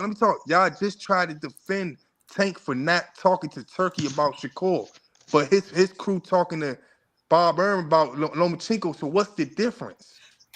What's the really? Tank think he can beat him. Listen, I don't think. This is what y'all not understanding. The difference is there is Lomachenko is an easier fight. There is no exactly. Why you niggas can't listen, bro? Listen. It's not about defending. They know Lomachenko, bro. What the? Are y'all serious? Go ahead, 2 cents. It's not about defending. It's if he wants to negotiate with Turkey, okay. If he don't want to negotiate with Turkey, okay. I don't understand what y'all want people to say. Nah, Jupe right here said, and he shouldn't negotiate with him, or he shouldn't talk to him. First of all, Turkey is going over there. I'm saying Turkey go over there. Turkey can't even make a fight with Canelo and Crawford, bro. What are we talking about? Thank you. Can I talk? Thank you. And Crawford, didn't Crawford say he only getting 10 million? Get out of here. Like, stop. Can I talk? Holy shit, 10 million is a lot of money. Can I talk? Yeah, they trying to act like it's something like. That's what Plant got. So that proves that all this he's paying over. That's what Plant got for Canelo. So that means he's not paying anything extra. So Turkey able to make all these fights now, but all of a sudden he can't make fights. He made fights in the Times Square. Go ahead, bro. No, all I'm saying is I keep hearing you saying that they gotta bow down and go to the A side. Well, Turkey looking to do that, go to the A side and talk. And then PBC could be the one that, if they want to fight so bad, they could put it under their card. At the end of the day, Turkey trying to talk with Shakur. They don't want to talk. Y'all sound. I don't know why y'all think Tank. I don't care. They're like, oh, well, he gets this out. At the end of the day, I don't think people understand what A side means. Does it mean you can make any fight in the world? No. But you get to choose who's the person who will be steering the fight. If the A side says it won't be Turkey, it won't be Turkey. He's not obliged to go over there because a B side guy who's fighting on undercards. And I love Shakur. That's not what he said, though. I'm not saying that. At the end of the day, if the A side does not have to negotiate and go somewhere he doesn't want to go because the B side doesn't want to do something, then that's the case. That's not what Tank said. Tank said he was scared. Hey, look, I never said that. You never said nothing about being Yes, he did. He was scared, y'all. He was shaking. You didn't say nothing about being scared. Y'all niggas ridiculous. Hey, Duke, I never he was scared to death. Scared to Hold on, y'all. At the end of the day, Shakur knows what it is. You're gonna go through PBC, or that's it. If not, you don't want the fight. It's very simple. You're trying to reinvent the wheel and making things more complicated. You go to where the fighter is at and where that fighter wants it. If you don't want the fight in a discussion. Hold on. We got somebody on the panel. Shout out No Cap on the panel. And listen, I'm gonna let hold on, Rich. I'm gonna let No Cap get his 2 cents off, and then I've been on here for 5 hours and 20 minutes. We're gonna go around the panel, let everybody get their final 2 cents off. No Cap, what's your 2 cents? What you got for the show? Yeah, but y'all need to stop hating on Tank with this Shakur cap. Turkey ain't shit but a scam artist. He paying these niggas in crypto coin and Dogecoin. Niggas ain't got no money. Y'all talking about some goddamn Shakur. You making up this crazy stuff, bro. Shakur just duck tank, nigga. Lomachenko duck tank. Then they tried to get Shakur. He ducked, so he had to get Lamar Roach in there. He said, "I ain't want to fight him." They paid. They tried. You know who? They won big fight Shakur had. They won big fight Shakur made. They won big fight Shakur made. They won big fight Shakur made.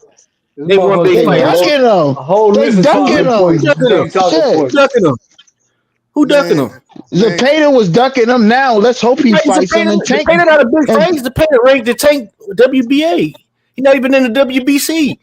Shakur ducking all his smoke in the WBC. Don't talk to me about no damn Shakur. He ain't worried about Shakur, nigga. Keep trying to pass him up. Ain't nobody worried about Shakur. Get that nigga out of here. All right. Tank worried about him. What Turkey gonna do? Worried about him. What Turkey gonna do? He gonna give Trump a plane like the Cutter, president of Cutter? What he gonna do next? He wanted Benavidez to go to Alcatraz and fight Colin Smith. Benavidez said, "Hell no," and I don't blame him because I ain't going to prison for nobody either. Especially though goddamn Turkey. You know, I ain't trying to be on Alcatraz Island with Turkey and his homeboys in their motherfucking pajamas. You know what I'm saying? That shit. Right. You know, get that crap out of here. This nigga got Ryan Garcia coming to a Batmobile. Well, guess what happened? He got packed up like that nigga Bane did Batman in the sewer by Sugar Rolling. Oh, no, y'all can't talk bad about Ryan. That's y'all guy, remember? Who said that? Of course he is. You got exposed. You got exposed. Devin Haney. You a Devin Haney B writer. That's why you say. That's why that was your guy. That was y'all guy. Y'all defended him. You know, Devin Haney. The DHP is finished. Now y'all want nothing to do with it. Tio go beat Devin. Tio gonna beat Devin, and you know that's gonna be that's probably gonna happen. Ain't no cap. Just make sure you tell Tank bring some knee pads. Bring some knee pads for the next fight. Got the knee pads on. You on Turkey nuts. You been Turkey this, Turkey that. Turkey don't do this. Turkey get out. Bring knee pads. Knee pads. You want to hold Turkey hand. That's what you want to do. Turkey hand holders up here. These the Turkey hand holders for sure. Y'all think Turkey the end all like Turkey ain't doing nothing new? And you were saying no, yeah. So why, if it ain't nothing new, and Al Heyman did the same thing, why y'all hating on it then? He ain't do nothing. Al Heyman did bigger than him. He had PBC. On NBC. He had PBC on NBC. The he was paying NBC. Promotional company. That's what y'all doing, bro. How you know? You know that? Dog, he got hashtag GTD, man. He's a dick rider for real. He's a meat rider. I do that to make y'all mad. Yeah, y'all see that GTD, y'all get mad, did you? Yeah, I know how to tell y'all. It just shows your true colors. He's a real big rider. Y'all hate GTD, nigga. I read GTD for y'all. Nobody hate Tank, man. We know you protective of Tank. That's all, man. Nobody hate Tank. Y'all just hate it. I'm exposing y'all haters. Y'all hate this nigga Tank.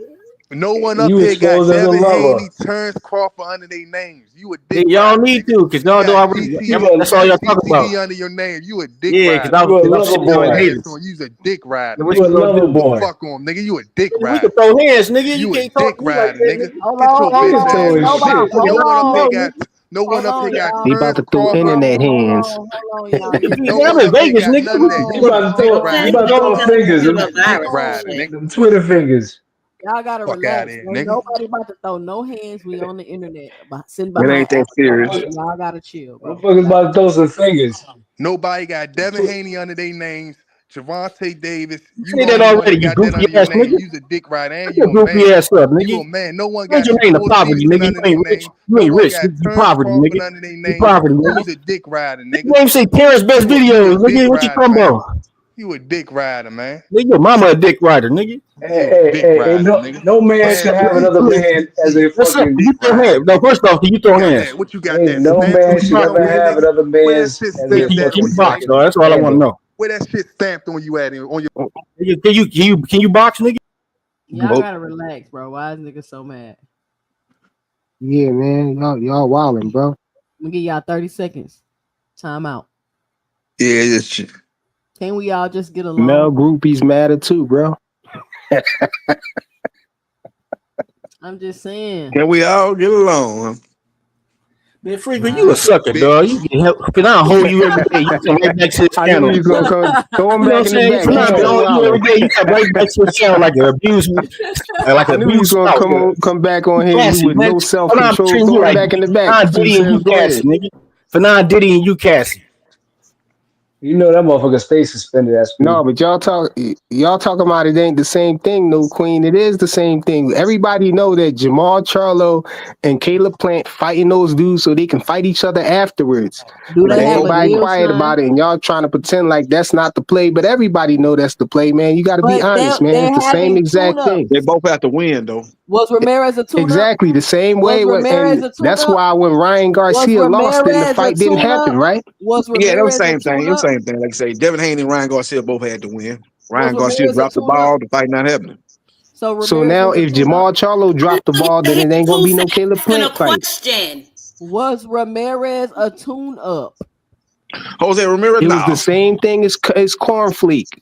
No, he wasn't no Was tune. Frosty Flake? Is Frosty Wasn't he Flake a a two tune-up? division world champion? Yes. That wasn't no tune up.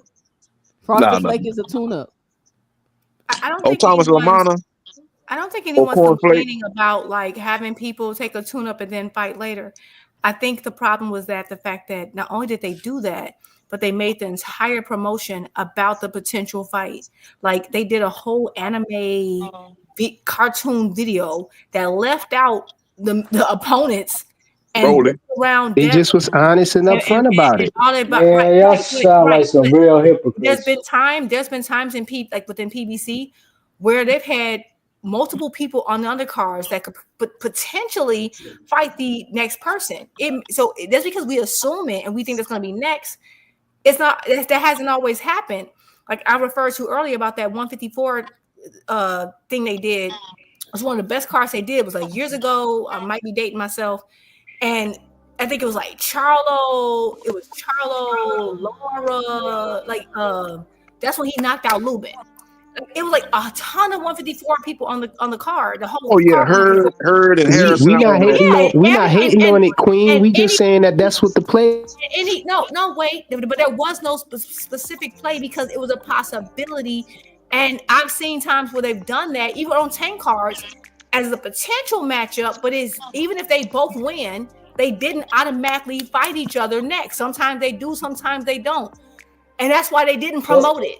So I know you guys are really looking hard for to say that's the same thing, but it's not the same thing because PBC has always had people on the cards that could potentially fight the winner XYZ. For example, there's a reason why Gary Russell has always been on the undercard of tank fights. Sometimes he fights them, sometimes it's a potential. But it doesn't mean So He what ain't never happened? get no tank What fight. I about don't know what you Hector talking about. Garcia? What about Tank signing up to fight Hector Garcia with Ryan Garcia already signed? How we forgetting that? Did you beat that? Tank Oh yeah. fought Hector Garcia, Mm-hmm. but he already had Ryan Garcia signed Nobody to knew fight. that. And What that's the fuck this shit was out. Everybody knew that. It was signed, sealed, and delivered. was there any I advertisement? mean, y'all just thought what? Yes, there was.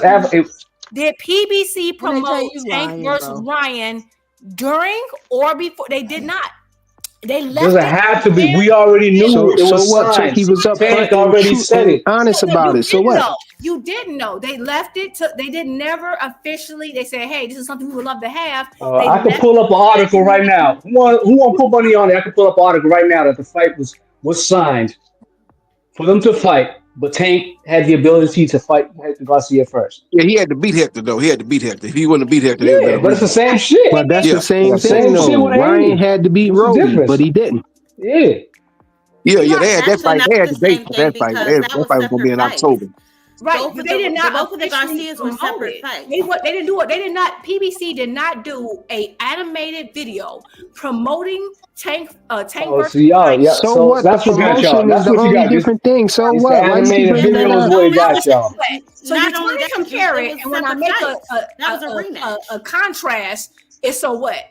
So you can't compare something, and then when I make a contrast, say so what? No, it's absolutely Because everything The is the shit happens same, in Queen, except boxing for the more often promotion. that So what? The you promotion not claim you important. want to admit. It is important. That's the main point that we making, The y'all. main Y'all silly. point, right? The main point is PBC did not spend millions promoting Tank versus Ryan before Who Tank. cares? They did not. They did not. But who cares though? They Because already promised to fight no promotion? matter what you know, happens. every time you Tank guys was promised They didn't Ryan promise to fight Garcia no matter what after. happened. Y'all adding sauce on it now. you don't care about Listen, facts. No, you they're missing the cannot point. Care about listen. facts. They're You care missing about the Listen. point. Hold on, y'all. This is what I'm Every time finna we do get to a because point, you ignore it. you cannot argue with people who are intent on disagreeing and misunderstanding. And they're dismissing facts. They Yeah. only want to argue their feelings. Shout out, Rich. What's your final 2 cents? What you got for the show? I just before Juke jump in, I just want to ask Juke. I want Juke to like really ask herself, do she think she right about everything? Second, I want to say, man, shout out to the panel, man. Shout out 2 cents. Shout out Rick. And then your comments, man. You got some clowns under there, but that's it. All right, Rich. Thank you for coming up. Give me your 2 cents. Jumping on the panel. Shout out to you, JB Sports. What's your final 2 cents? What you got for the show? Yeah, as far as Tank versus Shakur, both guys have fights coming up. You know, credible opponents. Shakur got to fight Zepeda, credible opponent. We number one in what 3 different sanctioning bodies. Number one in the WBO, WBC, WBA, IBF at one time. I don't know if that's the case right now. And then Tank got to beat Lamont Roach, as we seen in the first fight. Arguably, he lost that first fight. That was a very, very close competitive fight. Excuse me. Styles make fights. He's got to get by that fight. And once those guys get by that fight, then we can talk about Tank versus Roach. Tank versus Shakur. But to talk about it right now, when both guys have credible opponents, it's kind of premature. Now, as far as Canelo versus Crawford, you know, I think they really dropped the ball by moving the date. You know, you moved it from September 12th to September 13th. You should have left it at the 12th because you had no competition on that date as far as venue in Vegas going on the 13th, going against the UFC, as far as going against 2 big college football games on that same night. I don't know why they moved the date, but they did it anyway. I don't think the fight's going down in Vegas, despite the fact that Canelo Alvarez was on video saying that the fight's going to be in Vegas. It's no venue available for the fight to take place on the 13th. Last time I heard the article came out saying that the fight was going to happen in New York or Texas. When you look at the venues in New York, it's not a lot of venues available in New York, not even in Texas either, as far as Cowboys Stadium. Cowboys going to be playing that weekend. Other stadiums are not available. I think even stadiums in Houston, I think the Texans are playing that same weekend. The only venue I saw that was available was actually the Alamo Dome in San Antonio. They're available for the 13th. Maybe they put the fight in the Alamo Dome. It's not going to be as lucrative as having the fight in Las Vegas, but you know, you got to put it if you hell bent on it happening in September 13th. I think that's probably the only venue that's available is the one in the Alamo Dome. So we'll see what happens. But salute to the salute to the maybe might be in Saudi, but I don't think Canelo is excited about having a fight in Saudi based on the fact that he fought Skull in Saudi in the last Cinco de Mayo. I don't think he want to celebrate Mexican Independence Day again in Saudi. So we'll see what happens. I think the fight still happens, but they've got to lock down a venue, and it's kind of troubling that they haven't locked down a venue as of yet. You know, they changed the date. What was it, a couple of weeks ago? They were saying they was going to announce the venue shortly, and they haven't done it yet. So we'll see what happens. But a salute to the panel, salute to 2 Cent, and y'all enjoy the rest of your weekend. I'm out. Shout out JB Sports. Frequent Flyer, what's your 2 cents? What you got for the show? Your final 2 cents. Man, I missed most of the show. I was in here getting some good rest in, but then I felt, uneasy. It was a disturbance in the force, and sure enough, I came on here and y'all was on here hating on Turkey and stuff, saying all these crazy things about everything. But no, yeah, I don't know why y'all trying to bring up like the promotion and stuff like that. That's really not important. It's still the same thing. The point that we're trying to make is that it's still a fight that they have to get past in order to fight each other, and everybody can see the play that's the big money fight. Charlo versus Plant, and that's everybody know that Charlo been out for a long while, and so that's why you do it like that. That's why you get them a little fight that should be easy for them to get past in order to get to the big fight, in order to get to the bag. Now, if Charlo lose this fight, then he not going to get the Caleb Plant fight. That's just the way it go. And Turkey never said that, Ryan Garcia and Devin was going to fight each other no matter what. He just was upfront and truthful about it, transparent, letting everybody know that that's what the play was.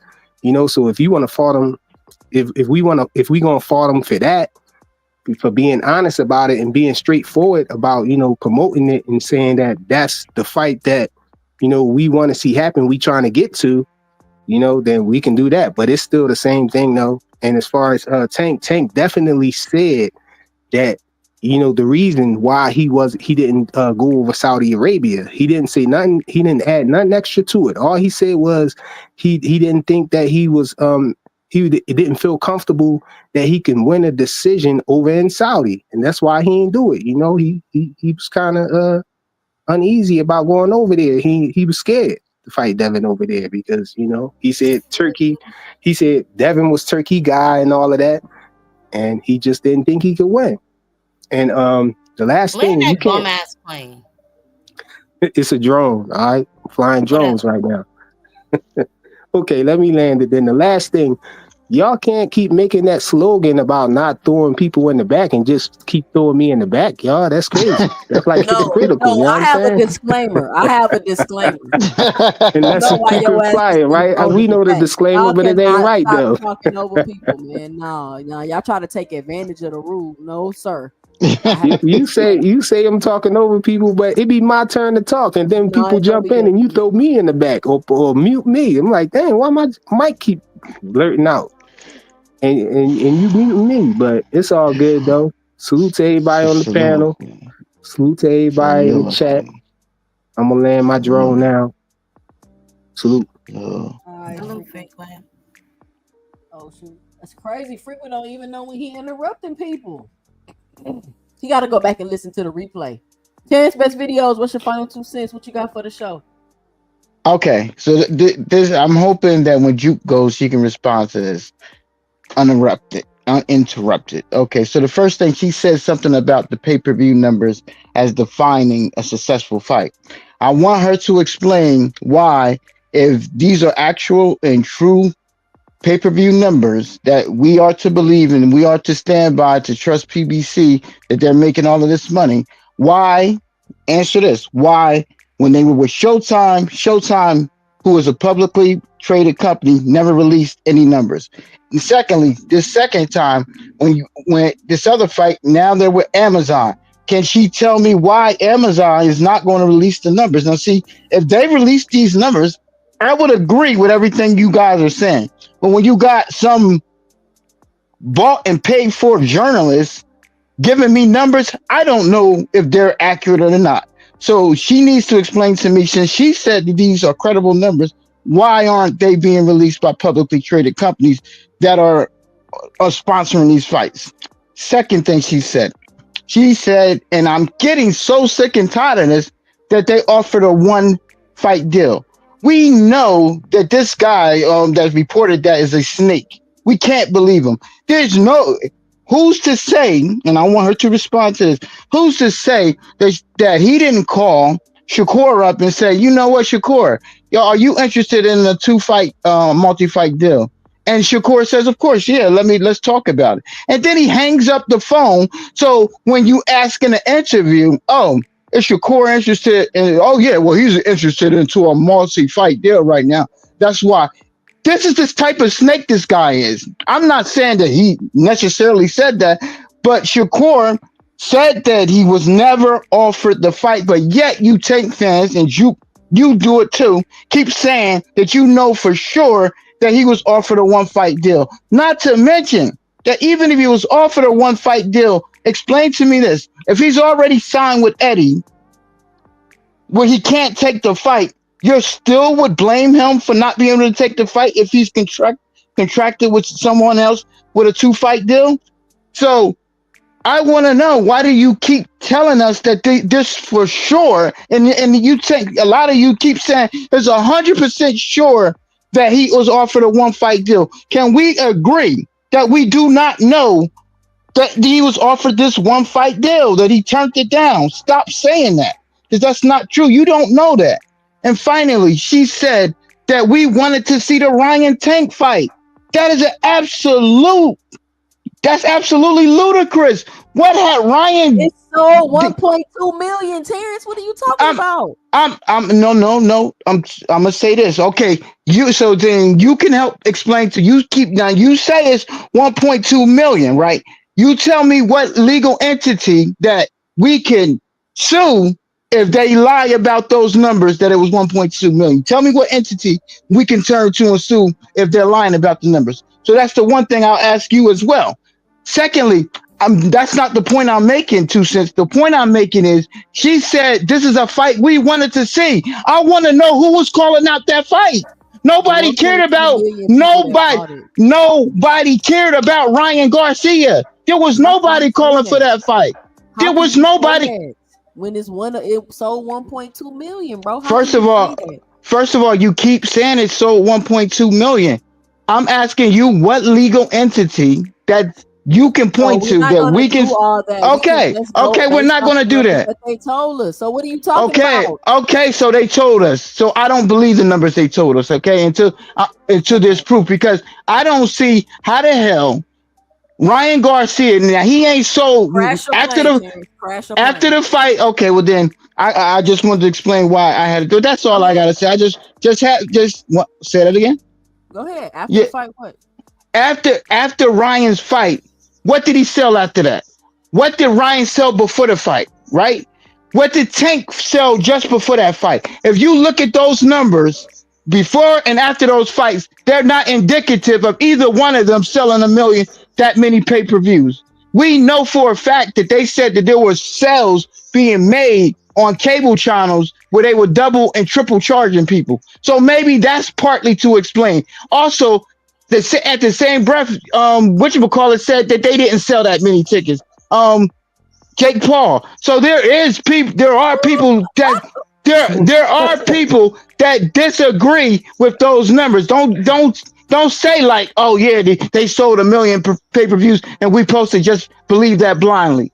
That's all I got to say. I'll lay my plane there. Thanks for having me, 2 cents. I just look forward to your responses. Thank you. All right, Terrence. Thank you. All right. Good night. I think it's crazy how everybody was so Jake Paul, a YouTube fighter. He ain't a real fighter. Jake Paul, he need to get out of the. So all of a sudden now Jake Paul the face of boxing, and we referring to shit he's saying he a source now for tank sales. Like, what are y'all talking about? Y'all sound crazy. It sounds ridiculous. NHA, what's your final 2 cents? What you got for the show? All right. I'm just gonna start off with the Tank and Hector Garcia and Ryan Garcia. Just to point out the fact that Yes.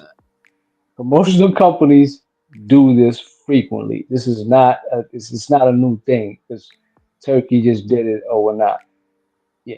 Hector Garcia and Ryan Garcia fights were both signed simultaneously in late 2022. Both fights was signed. The fight was agreed upon in November 2022 for Ryan and Tank to fight at a catchweight. Y'all seem to, you know what I'm saying? I know y'all, whoever's in the YouTube streets have to fucking remember this. If y'all don't, it's because y'all don't want to acknowledge it. But it happens more often than not. Fighters, fights happen, are signed in advance. It happens all the time. And furthermore, I believe Turkey is Al Heyman 2.0, but just not as savvy as Al Heyman. He's doing exactly what Al Heyman in the game back, when it well, actually put a stamp in the game when he formed the PBC back in It ain't changed. 2006. That is blasphemous, bro. I can't even It let you ain't get away with that. blasphemous. I mean, Yes, it is. Ain't no way you finna compare Turkey to Al Heyman, bro. That shit is just disrespectful. how? Stop it, You're right. You're man. right. Stop You're it. right. You're Stop right. You're right. You're right. You're right. Because there's one of the two of the motherfuckers actually moved like Kaiser Sosa, and that would be Al Heyman because that's the motherfucker you don't see, you don't hear from, you don't have an email, a phone number, or whatnot. He's just like the mystery man. So yes, they're not the same in that aspect. But as far as trying to make moves, you know what I'm saying, same moves, they very similar. Al Heyman was trying to corner the market when he came in. And I didn't really care for it because at the time this shit, Top Rank was playing, the keep away game, doing everything in house and shit. So yeah, I was all for it. I didn't have a problem with it, you know what I'm saying? And the people that did this, it was mostly the haters. I was defending Al Heyman because yo, you got the fighters, you giving us the fights, and was giving us free fucking fights. You giving us free fights on regular TV because he was actually paying the networks to air the fights to so eventually he can get more airtime, showcase the product that he has, i.e., in fighters, and hopefully in landing a deal, which he did in turn. He landed a deal with Fox Sports, he landed a deal with Showtime Sports, and it worked for him. Most people might think I'm an Al Heyman hater. I'm not an Al Heyman hater. I just like to point out the hypocrisy when y'all motherfuckers act like, not you specifically, but some people act like they actually fans of the sport or fans of the fighters and shit. Like I don't care. I want to see the fighters get paid. I don't give a fuck how they getting paid or they gotta earn it or they're the B side or whatever. As long as because at the end of the day, they putting their life on the line every time they step in that ring. So they deserve to get paid. However the fuck if somebody's willing to pay him that fucking money, I'm all for it. I don't give a fuck the fight's taking place in my backyard, in fucking Vegas, New York, or whatever shit. Because guess what? Two of the biggest fights in the whole entire sports, in the history of entire sports, didn't fucking take place in America. One took place in fucking Philippines, the other one took place in Africa. So miss me with that bullshit. Man, Oh what's wrong man, with if you going with stay, that, I don't NHA? give What's a wrong with fuck. It don't matter. But it's just the point. We got to see those fights. If we didn't, so you need to tell me if you had a choice whether that fight had to be made in America or Africa or in the Philippines, you willing to say, nah, fuck it. We need to have that shit in America. This is a thing. And shit. It's like if we as fans are getting the fights, we shouldn't care where some of the fights are landing. Because if Turkey gets, you know what I'm saying, is giving us some good ass fucking matchups in Saudi Arabia, we should be all for it. Now if Canelo it is comes the to the one that point, don't want to fight in Saudi Arabia. He is the one that said the fight cool. got to be in America. And if you But go don't, he ahead and has land your every right plane to so I do that. can get everybody else on out the panel. No, cool. Now, if Canelo don't want to fight in Saudi Arabia, that's his prerogative, and he could always tell Turkey, I'll pass on whatever this fucking $500 million you're willing to, you know, what I'm saying that they give me. It's his prerogative to say no. He can say no, and if he says no, that's on him. It doesn't have to happen in Saudi Arabia. These fighters don't have to go fight in Saudi Arabia. They can tell Turkey, no, I don't want the money. But guess what? They're men with family responsibilities, you know what I'm saying, and obligations. So, and we as fans and shit sitting here criticizing them as professional fighters who stepping in the fucking ring and shit, putting their lives on the lines every time, telling them, oh, you a sucker, you know what I'm saying? You a seller. You selling your soul because you going out there to getting all this bread, you know what I'm saying, to provide for your family. I think that's asinine. We've gotten programmed to the point as, you know what I'm saying, the fighters need to, you know what I'm saying, need to earn it. They need to make sure we earn it. Guess what? Guess how they earn this shit? By making us paying for the fights and shit. That's what the promoters and shit, you know what I'm saying, getting us, programming us to things are. Now y'all need to subsidize these fighters. We need y'all to fucking stop paying for some bum ass fucking fights and shit on pay-per-view for $80 and shit. That's where we at. Nah, I'm good with that. But I'm gonna land it there. Yeah, have a blessed rest of y'all night. Have a good night, Jay. Have a good night. I mean, I don't know how long you think Turkey is about to be subsidizing these fighters like this before it goes back to the old model. So for his welfare check. I don't know what you're talking about. Fight Sports. Can you tell me in what way Turkey is better than Al Heyman? I don't know what the fuck. I don't know what y'all are talking. Do y'all not know who Al Heyman is? Is that the issue that we have? Because Turkey has not done nothing, y'all. He has not done nothing. I don't understand what y'all are talking about. He ain't broke no pay-per-view records, no gate records, he ain't put on no big fight. He ain't done nothing. He put on a fight in the middle of the street that nobody could go to. That's about the biggest thing that he's accomplished. Mr. Gray, what's your final 2 cents? What you got for the show? Oh my Lord.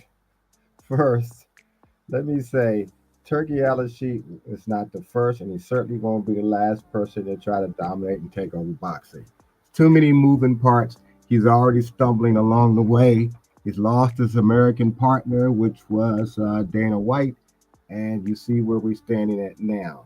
If there is a fight between Canelo and Crawford, more than likely it will be over in Saudi Arabia. If they do find a partner who has a license and get the fight over in Vegas, so be it. But currently, we don't even know there's going to really be a fight. We've already seen there's been false tickets, et cetera, et cetera. So for the most part, if it does happen, it will probably happen there. I hope it happens here. I can go see it. I'm starting to see some certain things about that fight in terms of preparation that makes me come closer to a conclusion about how the fight will go, but I'll wait a few more months and see what happens.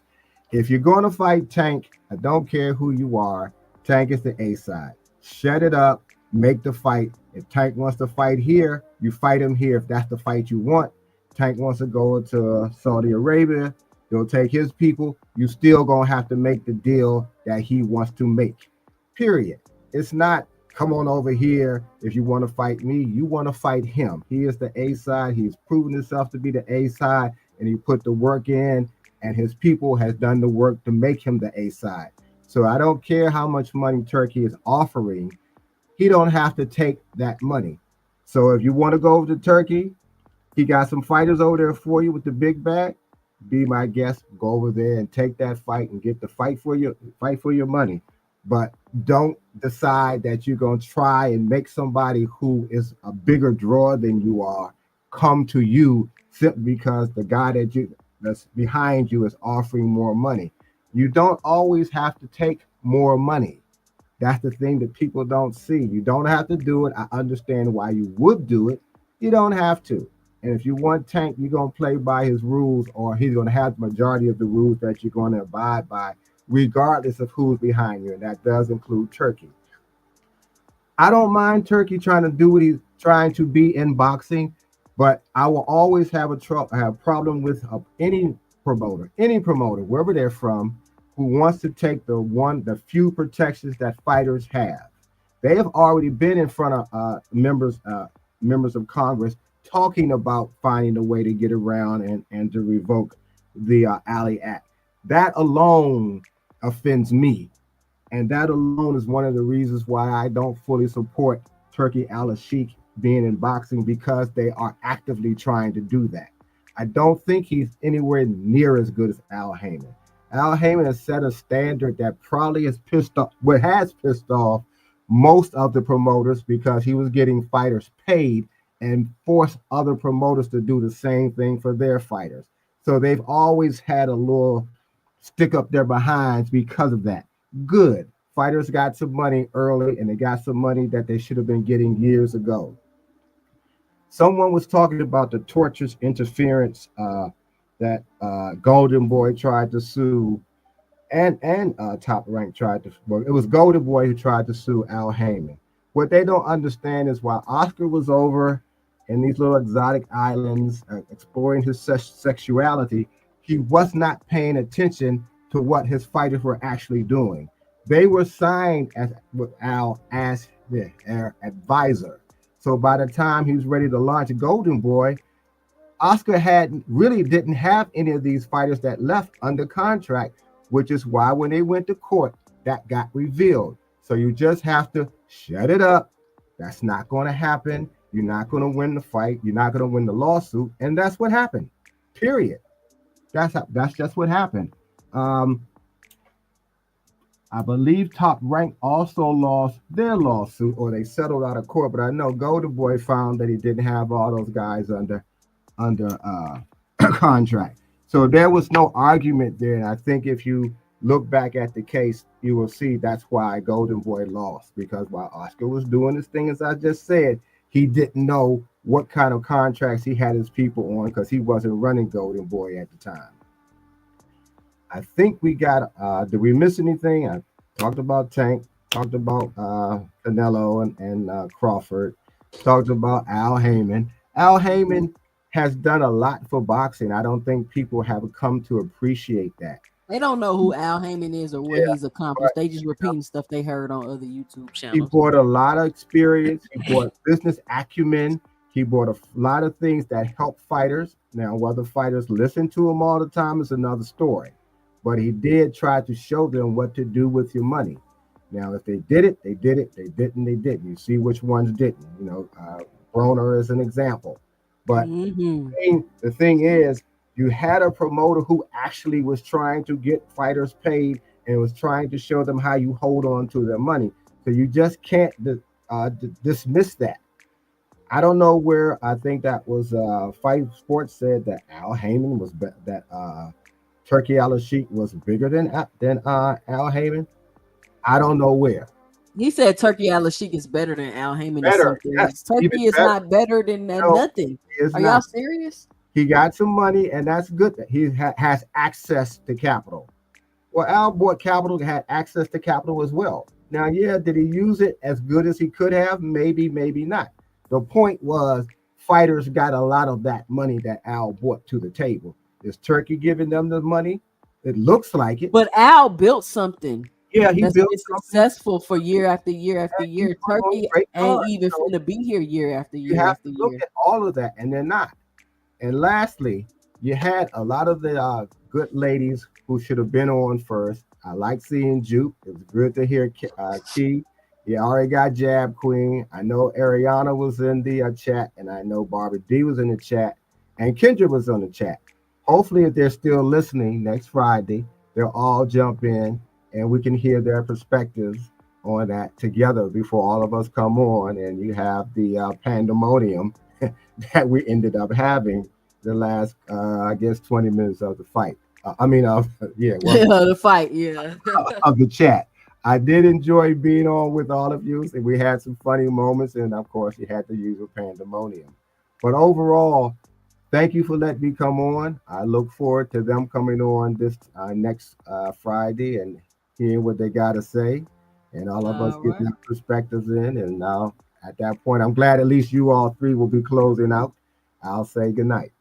All right, Mr. Greg, have a good night. Thank you for coming on the panel, giving your 2 cents. Jab Queen Boxing, what's your final 2 cents? What you got for the show? You was quiet up here tonight, man. I was watching the zone card, my bad. How was the card? While they was over here getting whatever they was doing, I was watching the card. It was actually pretty good. A couple knockdowns in the last fight. So I was like, okay, that's what I'm talking about. But just to go over some things, I know the guys that get kind of emotional when discussing Turkey and his real agenda. Yeah, Turkey and Terrence and his real agenda. But I think it's something that a lot of people need to keep in mind. He has not completely paid all of his fighters. Gervonta Tank Davis absolutely has a reason to be concerned about going over there to fight in Saudi Arabia, i.e. Adames getting robbed over the decision versus Shiraz. And if Turkey has so much money, I've said it before, even if it was a joke when Gervonta said, send me 2 Ferraris, why say no? You're supposedly paying Canelo $100 million. What's 2 Ferraris? It's cheaper than $100 million. If that is the case, if that is what you really wanted. As far as Shakur being able to fight Gervonta Tank Davis, I wish I could send you the vocal recording that I actually took for one of my snippets where he admitted that they did reach out to him. Now, what the conversation was about, I do not know. Logistically, whatever, it just didn't work out. However, there was an opportunity for him to fight Gervonta Tank Davis as he was a free agent. He opted out for whatever reason and decided to go into the Eddie Hearn Witness Protection Program. His business, not mine. I just thought I'd lay that out. As far as Bud versus Canelo, if that fight ever happens, we see it manifesting slowly and it looks like it's in a bit of disarray. But if it does happen, I really am not sure who is going to win. Bud is putting on extra weight. He's going to have to move around for 36 minutes with that weight on his body. No one's saying that the first time Canelo hits him, he's going to knock him out or knock him down. It will be an accumulation of punches. And I just don't think that it's going to go the way that Bud Crawford fans think it's going to go. I understand that they have all the faith in the world in him. I just don't think that they're being realistic with the expectations of him. At 168, taking a punch is a whole lot different from 147 taking a punch and from 154 taking a punch. So I just want them to kind of keep that in mind as they're putting together this fantasy fight, and hopefully it'll be announced and we will actually get for them to see this fight, because I need to see it. I'm tired of hearing about it. Other than that, things got kind of messy in the middle, but other than that, I think we pretty much went over everything. Oh, Al Heyman. I need for you people to stop listening to Rick Glazier. He is nothing but a ex-employee that is disgruntled. He was released of his duties at the PBC for double dipping. If you don't know, go look it up. So he has every reason in the world to spread these lies about the PBC. Al Heyman came from the music industry. He ain't going broke no time soon. And that's all I got. Y'all ladies have a good night. Shout out Jab Queen Boxing. Thank you for coming on the panel, giving your 2 cents. Ju, close us out. What's your final 2 cents? What you got for the show? Thank you so much, 2 cents, for allowing me on. I'm gonna try to address as much as possible. A lot of people had questions, so I think I remember everything. But first, I agree with a lot of what Gregory and what Jab Queen said. Like, most of it I agree with. To start off, I think the first thing was they were saying how like Tank said that he was scared to go to Saudi Arabia. I think what he addressed was that the biasness, right? Because Turkey's like, this is my guy. He obviously doesn't like Tank, and you're coming over here. And then it just also doesn't make sense because I'm already A-side. I'm already making money. I don't need to make money. So why would I go somewhere where like all my ops are? Like, why would you go to your ops territory when you're the A-side? That's the whole purpose of building A-side. I think people don't realize that you work to get that position. Tank has to perform. He has to take risks that they don't have to take like they can stay behind their jab and be safe. He doesn't have those attributes. He has to take some risk. And so he worked for his A-side. So everyone's now fighting for him to relinquish it. It's ridiculous, and it's just the way boxing has been forever, and everyone wants to reinvent the wheel. The other thing was, I think the gentleman asked me about the difference between Amazon and Showtime. Well, from what I understand, Showtime is not a publicly traded company. Their parent company, Paramount, is. I could be wrong, and we can double check that, but I think Showtime was not publicly traded. Amazon is. So you're saying, oh, how come they don't announce the pay-per-views? Well, across the board, in general, most people don't, announce their pay-per-views, whatever. But we can rely on journalists. So I'm not understanding why that's in refute now when we relied on it any other time. Like we relied on the same journalists to give us pay-per-views for Canelo and Triple G and all the stars of the past. But now when Tank does 1.423 million, whatever it was, now we need to reconsider it. So that just doesn't seem consistent logically. Because that's the case, we need to question everyone's pay-per-views throughout the history of time. You see what I'm saying? Because these reporters have been in the business for a long time. So again, Showtime is not publicly traded. Amazon is. And then yes, Tank and Ryan. He said, that wasn't a big fight. No one asked him. That's insane. There was a time if you ever went to Tank's social media pages, Instagram, Twitter, he couldn't say anything without people saying, you're ducking Ryan Garcia. And because they built this, they redid the whole Four Kings at the time. The fight most wanted was Tank and Ryan because they were known power punchers, and it's like what it brought in casual fans. They had the most reach with casual fan bases, and they had a style that was favorable to casual fans. So of course it was huge.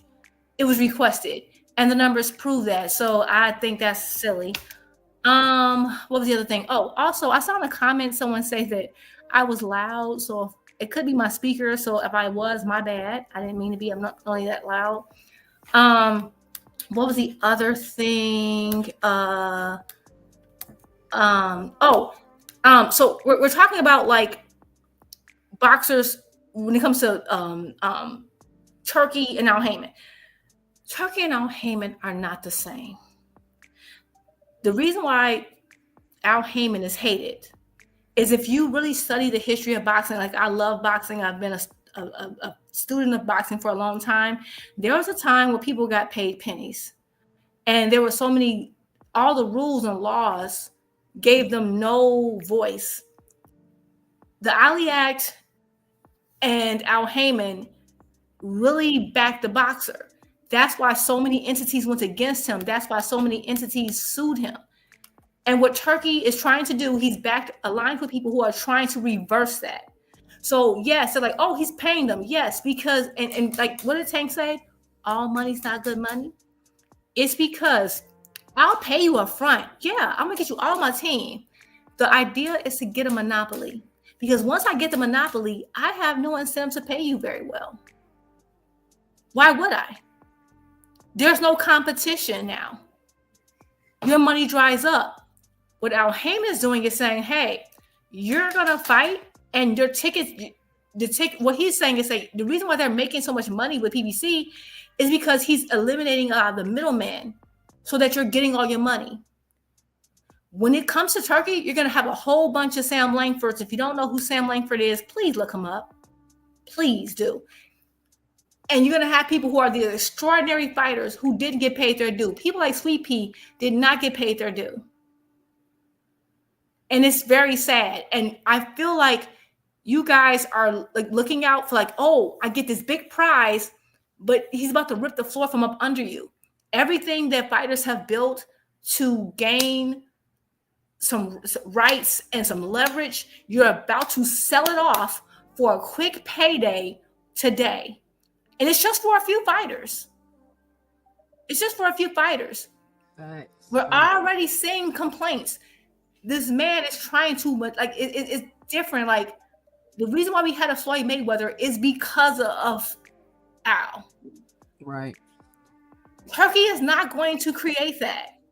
He'll pay you up front in the beginning in order to create the monopoly. It's the same thing Eddie Hearn did. Like, I don't understand how you can't see the play. We've seen it multiple times. He came in overpaying, right? He came in overpaying to try to get the monopoly. And then after a while, they ran out of money and they couldn't do it. I understand Saudi Arabia is his own government, yes, but they have a fund They only have so much funds to invest in this particular project. They did the same thing with golf. They've done it with soccer. Please look it up. Boxing is perfect because there's not as much protection, unions, things like that. So it's like, oh, he's giving all this astronomical money. No one's confirmed any of this. And even if he is, it's in order to get a monopoly on it to shift it. Because if he gets a monopoly, let's say he gets Tank Davis, right? He gets all these big fighters. What incentive does he have to keep paying you high rates? He doesn't.